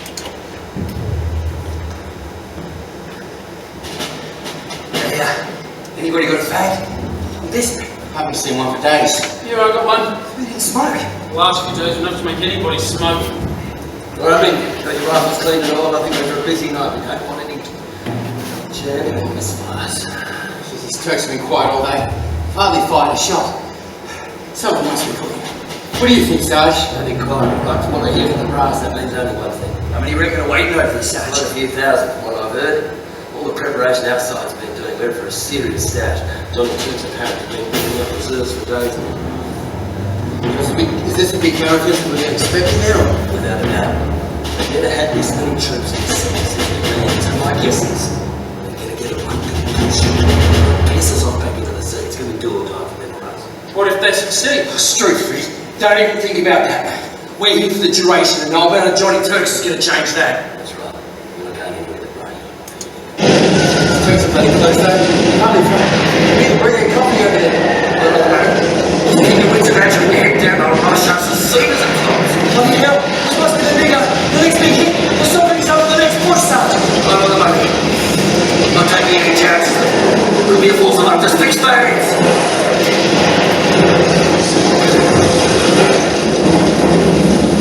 Sarge, I can see a lot of green steel over there. Bring their attention. From the fire steps. This is it. Fire!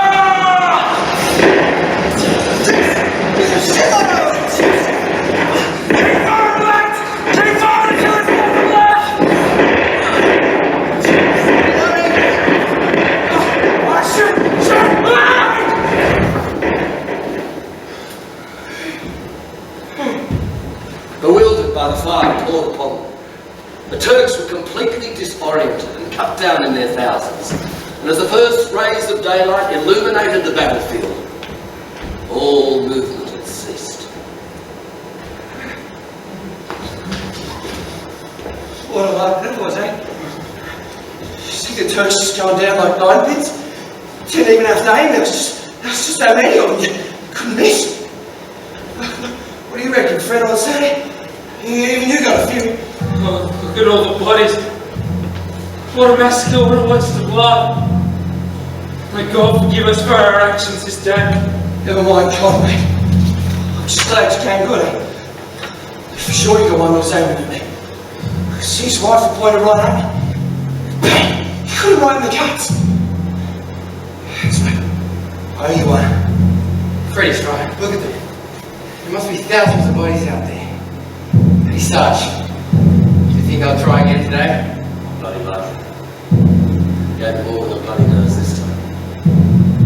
I think we turned their defeat into a complete and utter disaster.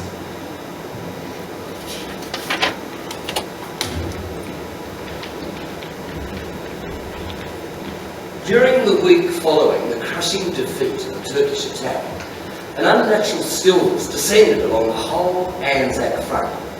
The rifle fire by day decreased with a few sporadic shots here and there. The spirit of the Turks seemed to have faded away. However, this stillness belied their feverish plans to exploit the opportunity to attack Australian positions which existed at the head of Monash Valley, at Quinn's Post.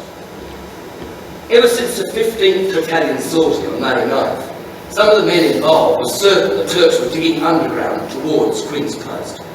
Little notice of this was taken by senior officers who didn't think it to be entirely true. However, some of the men of the 15th and 16th Battalion were convinced they could hear the Turkish peaks undermining their position. Corporal Slack! Slack, sir! Thank God you come. I wanted you to hear the sound of these Turks now, mate. Oh no, Slack, not again. I told you before, you're hearing things. Now you get back to your post and keep quiet! But it's becoming that bloody obvious, sir. I can't even hear them coughing while they're digging. I will not tell you again, Slack. Get back to your post! Right you are, sir. But if Quinn's Post goes up with a bang, be sure to mention me in the dispatches. The first man to fly without the benefit of wings. Your insubordination will be the only thing you get a mention for, Slack. Now go! Sir, I'm Sergeant Atkins of the 4th Battalion. My section's been sent up here to assist in whichever way we can. Thank you, Sergeant. We were told you'd be arriving this evening. You better bed your men down in the trench behind there. Call for when you need it. Oh, and acquaint yourself with Corporal Slack. The men call him Ganger, but I have another name for him. He'll fill you in on what he's up to. Sir, are you Corporal Slack? Ganger Slack? G'day, mate. Welcome to the party. Make yourself comfortable and try and be as quiet as you can. We've got a bit of a listening party going on right now. A listening party? Yeah. I've had my suspicions for a few days now that Johnny Turk's got a bit of a mining operation going on out there. We're trying to hear where they are. The officers aren't convinced, so I'm trying to get some proof. If I'm right, those bloody Turks could blow the crap out of us then, overrun our position. How do you get proof? Well, listen. See if we can get the sound of their spades. Then, we fire a cannon bomb. Not sufficient enough to break the surface, but powerful enough to knock the earth in and crush their tunnel. Anyway, we're almost at the point where I have the proof I need, so settle in for an interesting night. Why do they call you Ganger, by the way? I used to work the railways and mines before I joined up. There ain't much I don't know about mining or digging underground. Most of our platoon's made up of miners just like me. We know Jacko's down there, fair dinkum. We can hear him. We can hear his picks and shovels barring away. We just got to convince our officers before it's too late. Yeah, it's getting louder. Petticoat Lieutenant Denny now, they're no more than a few feet away. You've been enrolled half-deaf, conjuring any full of shit, should be able to hear them by now. Lieutenant Fletcher! Lieutenant Fletcher! Yes, Slack, what is it this time? As I've been saying for a while, sir, the ragheads are barring right under us. Even a lieutenant should be able to hear them by now. That is enough of your insubordination, Slack. You are damn lucky we need your services just now. Well, you won't have them for much longer. If we don't stop them ferrying around right under our feet, our innards will be spread from one end of Gallipoli to the other. And the only positive aspect to that, sir, is that you won't be able to find me to pull me up in a charge. Right, Slack! Get on with it. And for God's sake, don't do what you did yesterday. You still haven't recovered from that 2-hour barrage we copped when you lobbed the rancid pork into Abdal's trench. We're putting a light charge into this listening gallery, then we're going to tamper with sandbags and blow the crap out of the Turk's tongue. Better get your men back to a safe distance. He does tend to get a bit carried away when he blows things up. Sir.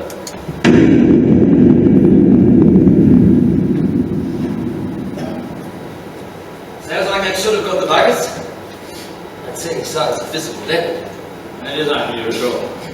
Slack normally likes to make a real mess for the Turks to clean up. How you doing, Corporal Slack? Are you winning? Not bloody likely. No sooner have we blown and collapsed one tunnel than we hear the sound of digging in another spot. I think they're about to blow open one of their tunnels and come through. I'll prep another countermine. You think this one will do it? Nah. It's only a matter of hours now before they blow Quinn's Post to buggery.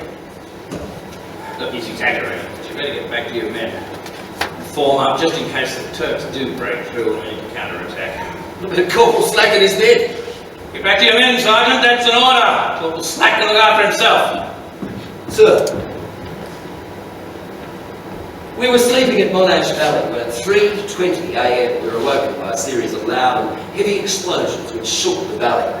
Immediately, cries and yells came from the direction of Quinn's Post. to be drowned almost at once by a tornado of rifle and salvos of shrapnel bursting overhead. The bloody hell was that? Shots in the sky. So the whole Queen's post is up, very ready. Any tick of the clock will be ordered about the counter offensive. One more happened to pop the slap in his feet. Oh, I don't think anyone could survive that. Shit, bastards. The explosion we heard was a Turkish mine exploding close outside the front trench, killing the whole garrison as well as killing or burying the Queensland miners. The Turkish troops occupied Queen's Post amid a wildfire of shrapnel, machine gun and rifle as never before been seen in Answer. Lieutenant Fletcher observed that the Turks were penetrating the post on the left and getting behind.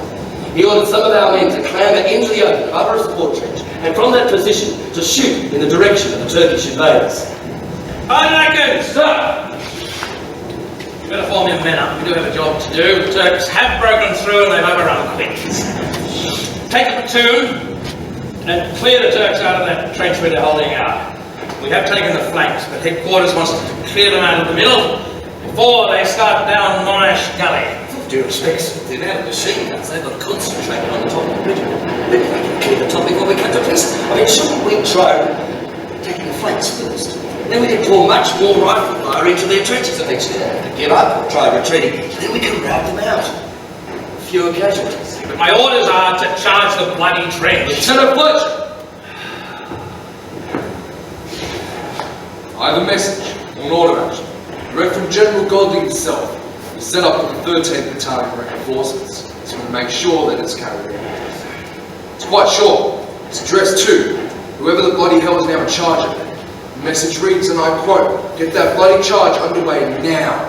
With all due respect, sir, does he not realise the situation? Here there are Turkish machine guns continuously sweeping the crest of us. 2/3 of my men have been cut down before they managed to take 2 steps over the top. That's 100 men. I'd lose the rest before we'd even get to grips with the Turks. But what would be achieved by that? Sergeant, we've been ordered to charge and clear up those Turks. Get it to us. This is insane. You are... All right, Sergeant, that's enough. That's enough, Sergeant. He is right. It makes absolutely no sense. Throw men's lives away for no purpose. It's just plain stupid. I might remind you, sir, that I am the senior ranking officer here, and I have specific orders from General Godley to charge that position. Are you suggesting that we're deliberately disobeying his order? No, but I believe it is our responsibility to acquaint ourselves personally with the situation up there. General Godley would expect nothing less of us. Shit, you go again. Said before we left Limos, we're just bloody coming for Yeah, you're right. We've no choice in the matter. Hey, I wouldn't mind risking it if I thought we'd change something worthwhile. But we freaking all won. There's got to be another way. Shut up, you lot. If we're ordered to charge, we bloody charge. Right or wrong?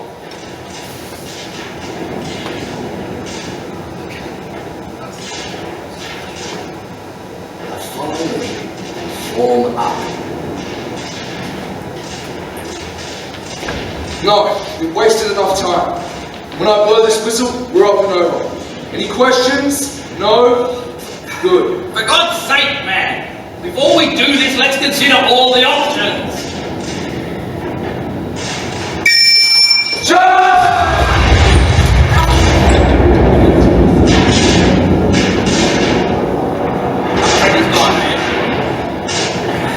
Turks are on the move. They're going to be up to us. Get out of the top and stop them. On my command, and may God go with us. Charge!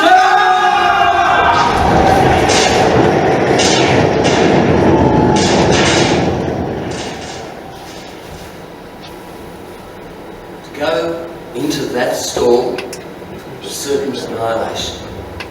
We fully expected to be swept away by the massive concentration of machine gun fire. But as we prepared to charge over the crest, the machine gun and rifle fire slackened and almost ceased.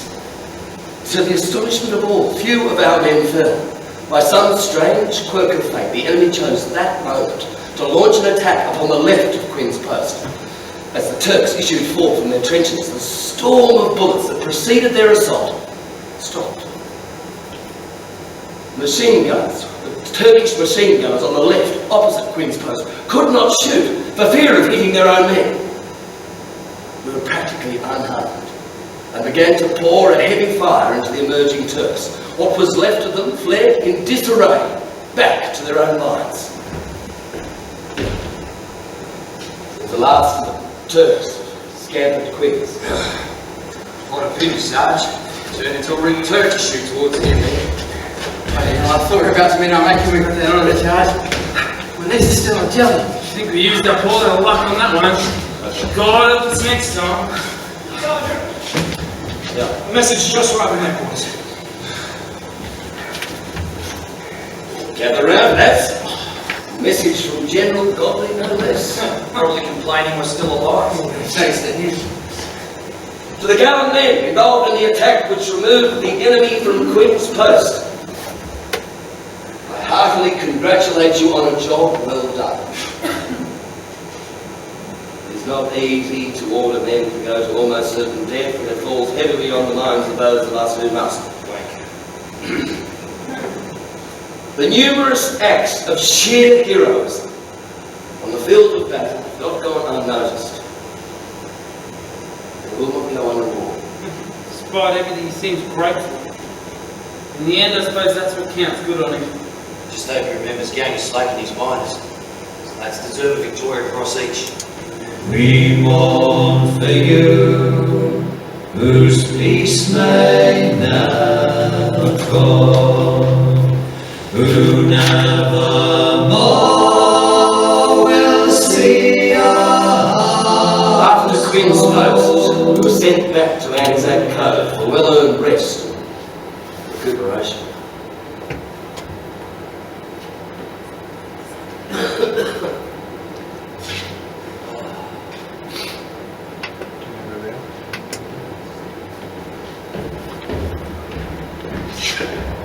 Is this the same beach we were on 3 days ago? Not so many scratches. But that means we're not taking as many casualties. Not bloody likely. I think they just got more efficient at moving them off the beach and out to the hospital.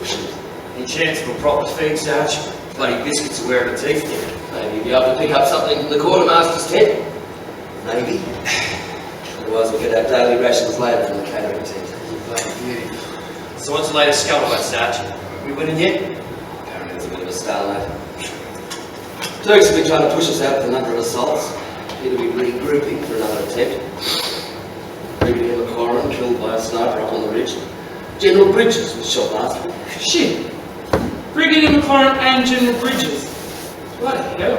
Well, nobody's invincible, Fred. Heaping officers. Although the way some of them stand up to get a better look at the enemy in full view, I think they had a special dispensation from God or something. I suppose some of them do think like that. Remember you telling me, Sarge, that the ball snipers used to target officers first. You think our lot would learn by now to keep their bloody heads down. Keep your head down, Ali man. Keep your head down, Ali man. Late last night in the vale. Dear son, I hope this short note finds you unharmed and in good health. I'm writing this as your father is taken to his bed with an acute case of bronchitis.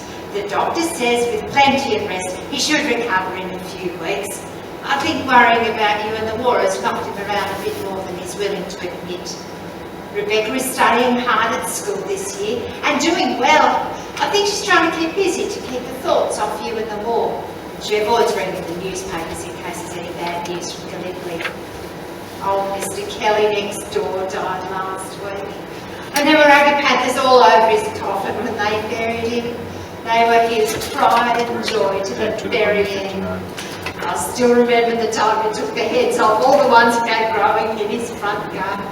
I can still see you standing there with your wooden sword held triumph at the hip of your head, standing knee-deep in blue flower heads. Mr. Kelly wasn't amused, but your father and I couldn't stop laughing about it for ages. Poor Mr. Kelly. Rose across the way was asking after you last week. I remember you and her were close for a while there. If you get a chance, you might drop her a line and let her know how you're getting on. It'll be better than hearing it second-hand from me. I hope you're managing to cope with everything that's going on over there. Information is a bit sketchy because of the census, but the newspapers have started printing casualty lists to reflect the grim situation you and your army pals are in. Your father and I hope and pray that this war, this insanity, is resolved soon. You know, it's been almost 10 months since you left us, and every day feels like a lifetime. My prayer every night is that God speeds you safely back to us. May He love and protect you. With all my love, Mother.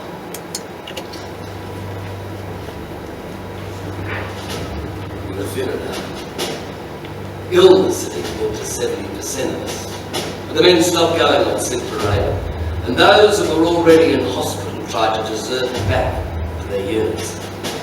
Our motley, war-weary band of Australians was destined to attack Lone Pine, write a page in Australian military history. Jeez, this is going to be a big one. It's like the whole 1st Brigade's up here. That's right. I'm the 1st, 2nd, 3rd, and 4th battalions that have here today. You show these pricks the medal of the lads of New South Wales. No one should ever mess with us when this night's out. We can go over the top, Sergeant. This barrage is going to continue for a while, apart from softening up the Turks, trying to destroy some of that barbed wire out there so they can charge straight through. We're in the 3rd line. 1st Battalion's been kept back in reserve. Bastards. 2nd Battalion will go over the top. 3rd Battalion after them will be following after that. What do you think our chances are? Not bloody much. The other 2 battalions can get over to the Turkish trenches in sufficient numbers to overcome them. We'll be finishing off what's left and consolidating the position. What if we don't make... What if I don't make... Let's not think about that right now. Let's just concentrate on what we're going to do. Keep our objective in mind and nothing else. It's going to be real tough. Or whichever way. Is there any other kind? No. Just get as many as you can before they get us. Don't think too hard. The bombardment, which had been going on for 3 days, was increasing. And at 3:20 p.m, feints were begun along the narrow strip of land to confuse the Turks. Our men had been busy since early morning, sewing white calico patches on the back of their tunics and arms as they would be fighting as darkness fell. The men could be seen carefully cleaning their rifles and sharpening their bayonets in preparation for what was to come. All right, men. We're going to move up to those forward trenches. Remember, the 2nd and 3rd Battalion will go over in 2 lines first. We'll be following a few minutes after them. I'm ready, Sergeant. It never gets any easier though. What about the rest of them? Shit scared. Me too.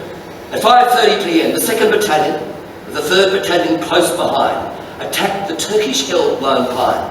The Turks took a few seconds to fire, and by then the Australians were running along the edge of their trenches, unable to gain access, as the trenches were roofed in with pine logs and earth. Our men could be seen lined along the trenches like spectators as the Turkish machine guns and rifles began to fire on them mercilessly, cutting them down like harvesting wheat. What are they doing? They're just standing there. What's the matter with them? The trenches got roofs and they can't get in. They went down for massacre. Hang on. You ain't managed to pull back some of the roof of us. They're going in. It's our turn! It's our turn!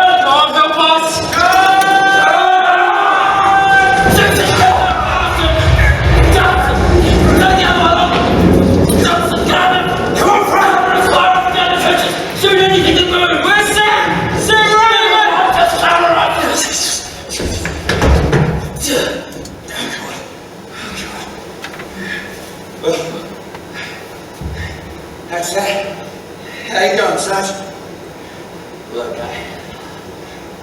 Let's get the Turks going. Where's Sam?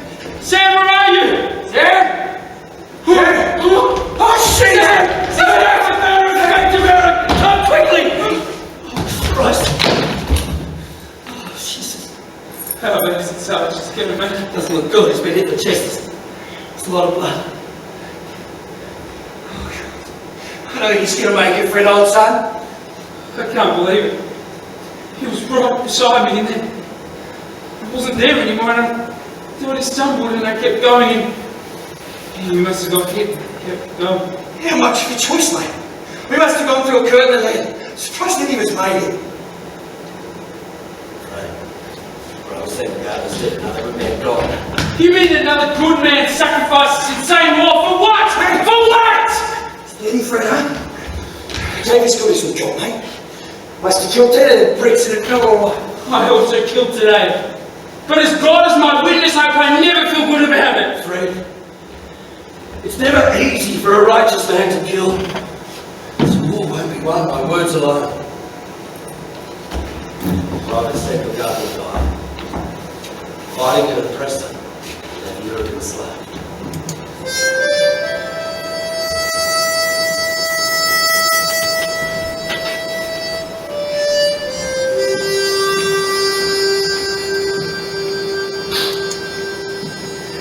After horrific hand-to-hand fighting in which bayonets and hands were the instruments of death, we took possession of Lone Pine.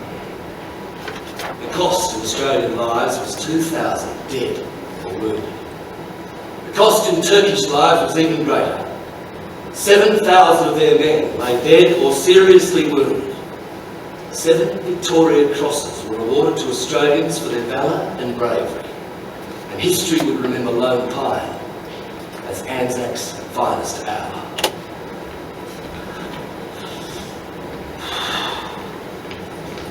What are we doing up here, Sarge?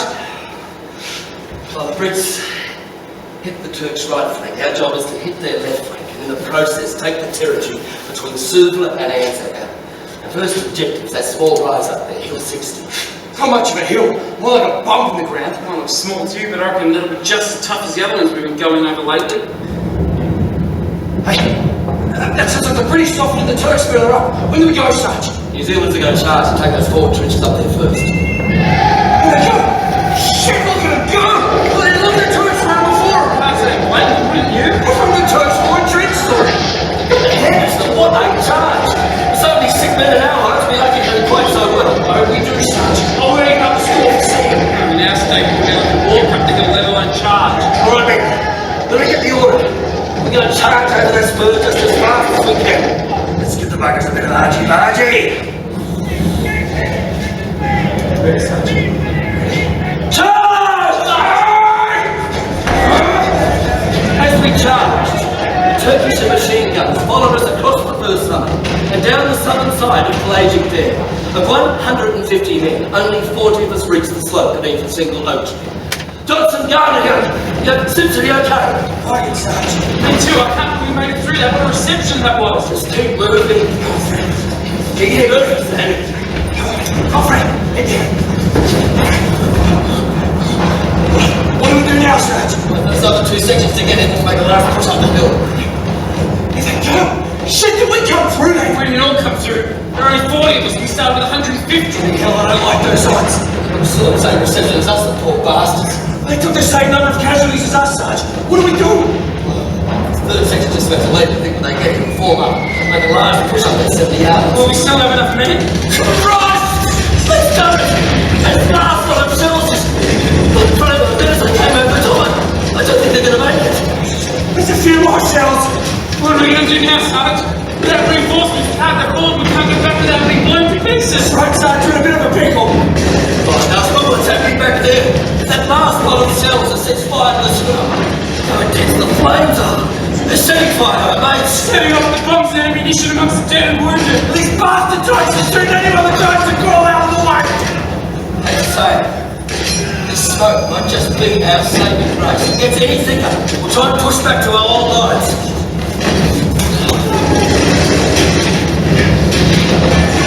I think that's as bad as thick as it's going to get. Pass it down the line. On my command, we're going to go like buggering back to our old lines. Move out! Move out! Move out! Go! Go!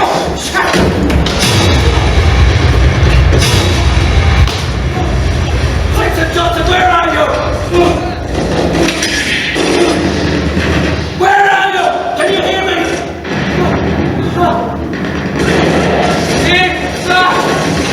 Stay up there! Stay up there! Simpson, can you hear me?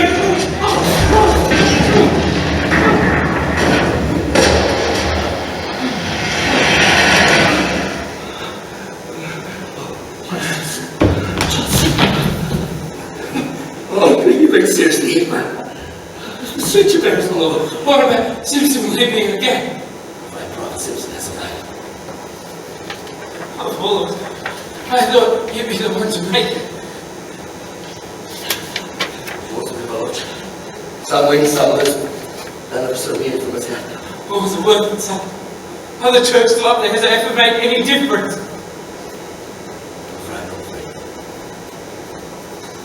Some officer said on the boat before we landed. Just small pieces of the chessboard I wore. Some of the pieces are going to be sacrificed to win the game. Oh, Sergeant, never much good at chess. Tell my dad. Tell him I was good a man as ever was.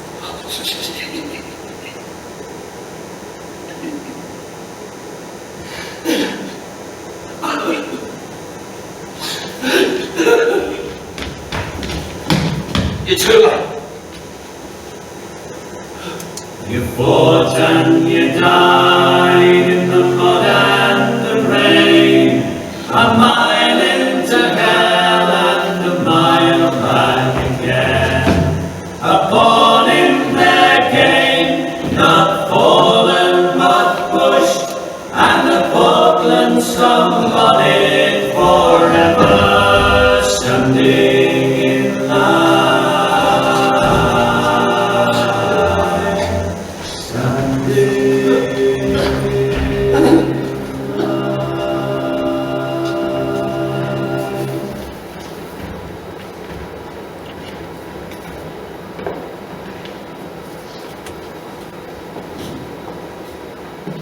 Nothing can prepare a mother for the news of her son's death. That awful letter arrived, we each of us retreated into our own personal hell, trying to deal with the hurt in whatever way we could. Stan turned to bouts of anger, followed by guilt for not having tried harder to stop his son from volunteering. I was burdened with that same guilt for having allowed our son to go so easily to his death without the slightest murmur of objection. Rebecca became distant, with accusation in her eyes every time they met mine. I thought our family was irretrievably shattered. And then, a few weeks later, another letter arrived, which in a strange way gave each of us the comfort that we so desperately sought. Dear Mr. and Mrs. Johnston, I have no doubt by now you will have heard of your son's fate. I know you will have had some questions in your own minds about the circumstances in which he died. As a sergeant of his platoon, and as his friend, I felt it my duty to offer you some words of comfort at your hour of grief. Private Freddie Johnston was a soldier who epitomised the fair-go attitude of our troops at Gallipoli. Killing the enemy never came easy to him. It gave him no satisfaction that it had to be done. Nevertheless, he did his duty. He was a fine soldier. I was with him when he died. I can assure you his passing was peaceful. It's the same, he sustained serious wounds from enemy gunfire, and although he was conscious for a while, he did not appear to be in any pain. We talked for several minutes before he passed. In his final moments, he gave me a letter which he had written to you, which I have enclosed. His final words to me were, "Tell my dad I'm as good a man as ever I was." Be assured, he served our country with honour and dignity, and I am proud to have served with him. He will long be remembered in my thoughts. Yours faithfully, Sergeant Thomas Atkins. Dad, you read Freddie's letter. I don't think I can.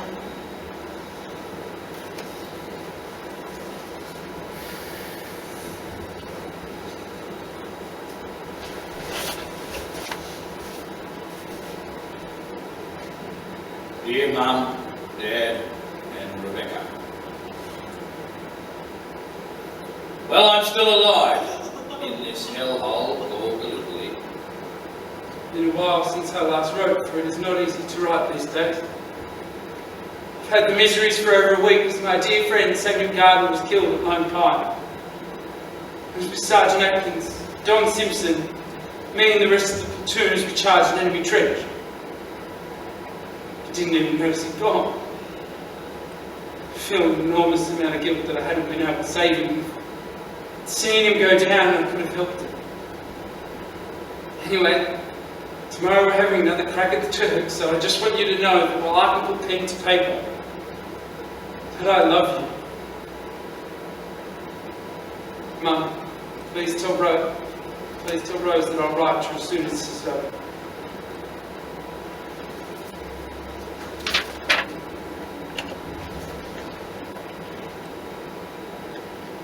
When I finally returned to Anzac Cove, winter had set in. Bitter, freezing cold wind, together with sleet and snow, blew across our miserable piece of Turkish soil. The desolation was made all the more complete by the fact that despite every effort by a gallant band of Anzacs, we made no real progress in that months. Quiet resignation descended over the men, for each man knew in his heart the end was near. General Birdwood, sir, I think it is time to consider the future of this operation. I urge you to consider an evacuation plan. I agree with General White, sir. It's imperative we try to limit the damage and evacuate the troops as quickly as possible. I absolutely refuse to do it. I would much rather remain and die there in the morning.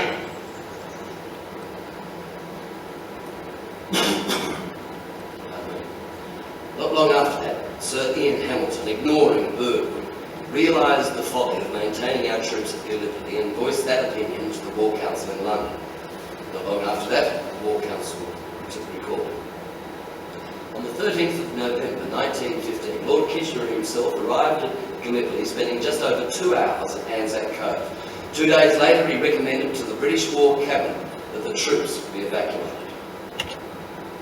Gentlemen, the evacuation procedure at Suvla Bay and Anzac Cove will be carried out in 3 stages. The principle decided upon for all 3 stages will be secrecy and the attempt to take our enemy entirely by surprise. Gentlemen, let us pray to the Almighty to afford us favourable weather and as few casualties as is possible. May God lead us. The final stage commenced in the evening. The 18th of December 1915 was completed early in the morning of the 20th of December. The final boatload left the beach at 4 a.m. At 7:15 a.m. the Turks attacked. They found the trenches empty, the invaders gone. Thus ended the great debacle of the Allies on the Gallipoli Peninsula. Even to this day, I can still hear, echoing in my head, Major General Bell's words as the ships slipped quietly away. No soldier relishes a withdrawal before the enemy. It is hard to leave behind the graves of 9,000 comrades and to relinquish the hard-won and gallantly maintained positions that we leave. But all the ranks of the Dardanelles army must realise they are carrying out the orders of His Majesty's government for their king, their country, for the sake of Mother England and the Empire. There is only one consideration: to do what is best for the common cause. It is in that spirit that the withdrawal was carried out. And it is in that spirit that the men of the Australian New Zealand Army Corps have proved themselves to be second to none as soldiers of the Empire. To re-embark an army from an open beach without incurring any casualties is an accomplishment for which military history has no precedent. I congratulate you all. It was indeed a victory, in the sense we managed to disengage from the enemy and withdraw without a single casualty. But for the families of those men, maimed or killed in the preceding 8 months, the news was bittersweet indeed. What's the matter, love? In the paper, Anzac and British troops have been pulled out of Gallipoli. Pulled out? Does it say why? How many casualties? None. Unbelievable. But thank God for that. Makes you wonder, though. What it all achieved? And what of our son? And all the other sons around the country who won't be coming home. What did they die for? Why did Freddie have to die? Why couldn't he have been one of the ones who got away? My girl, it is one of the great mysteries of life why some people live and some people die in these circumstances. But your brother died fighting for Australia, and we can be proud of that. He died fighting the aggression that has consumed Europe. I believe that in the years to come, men will speak in awe of boys like your brother fought, died, Gallipoli. We have left.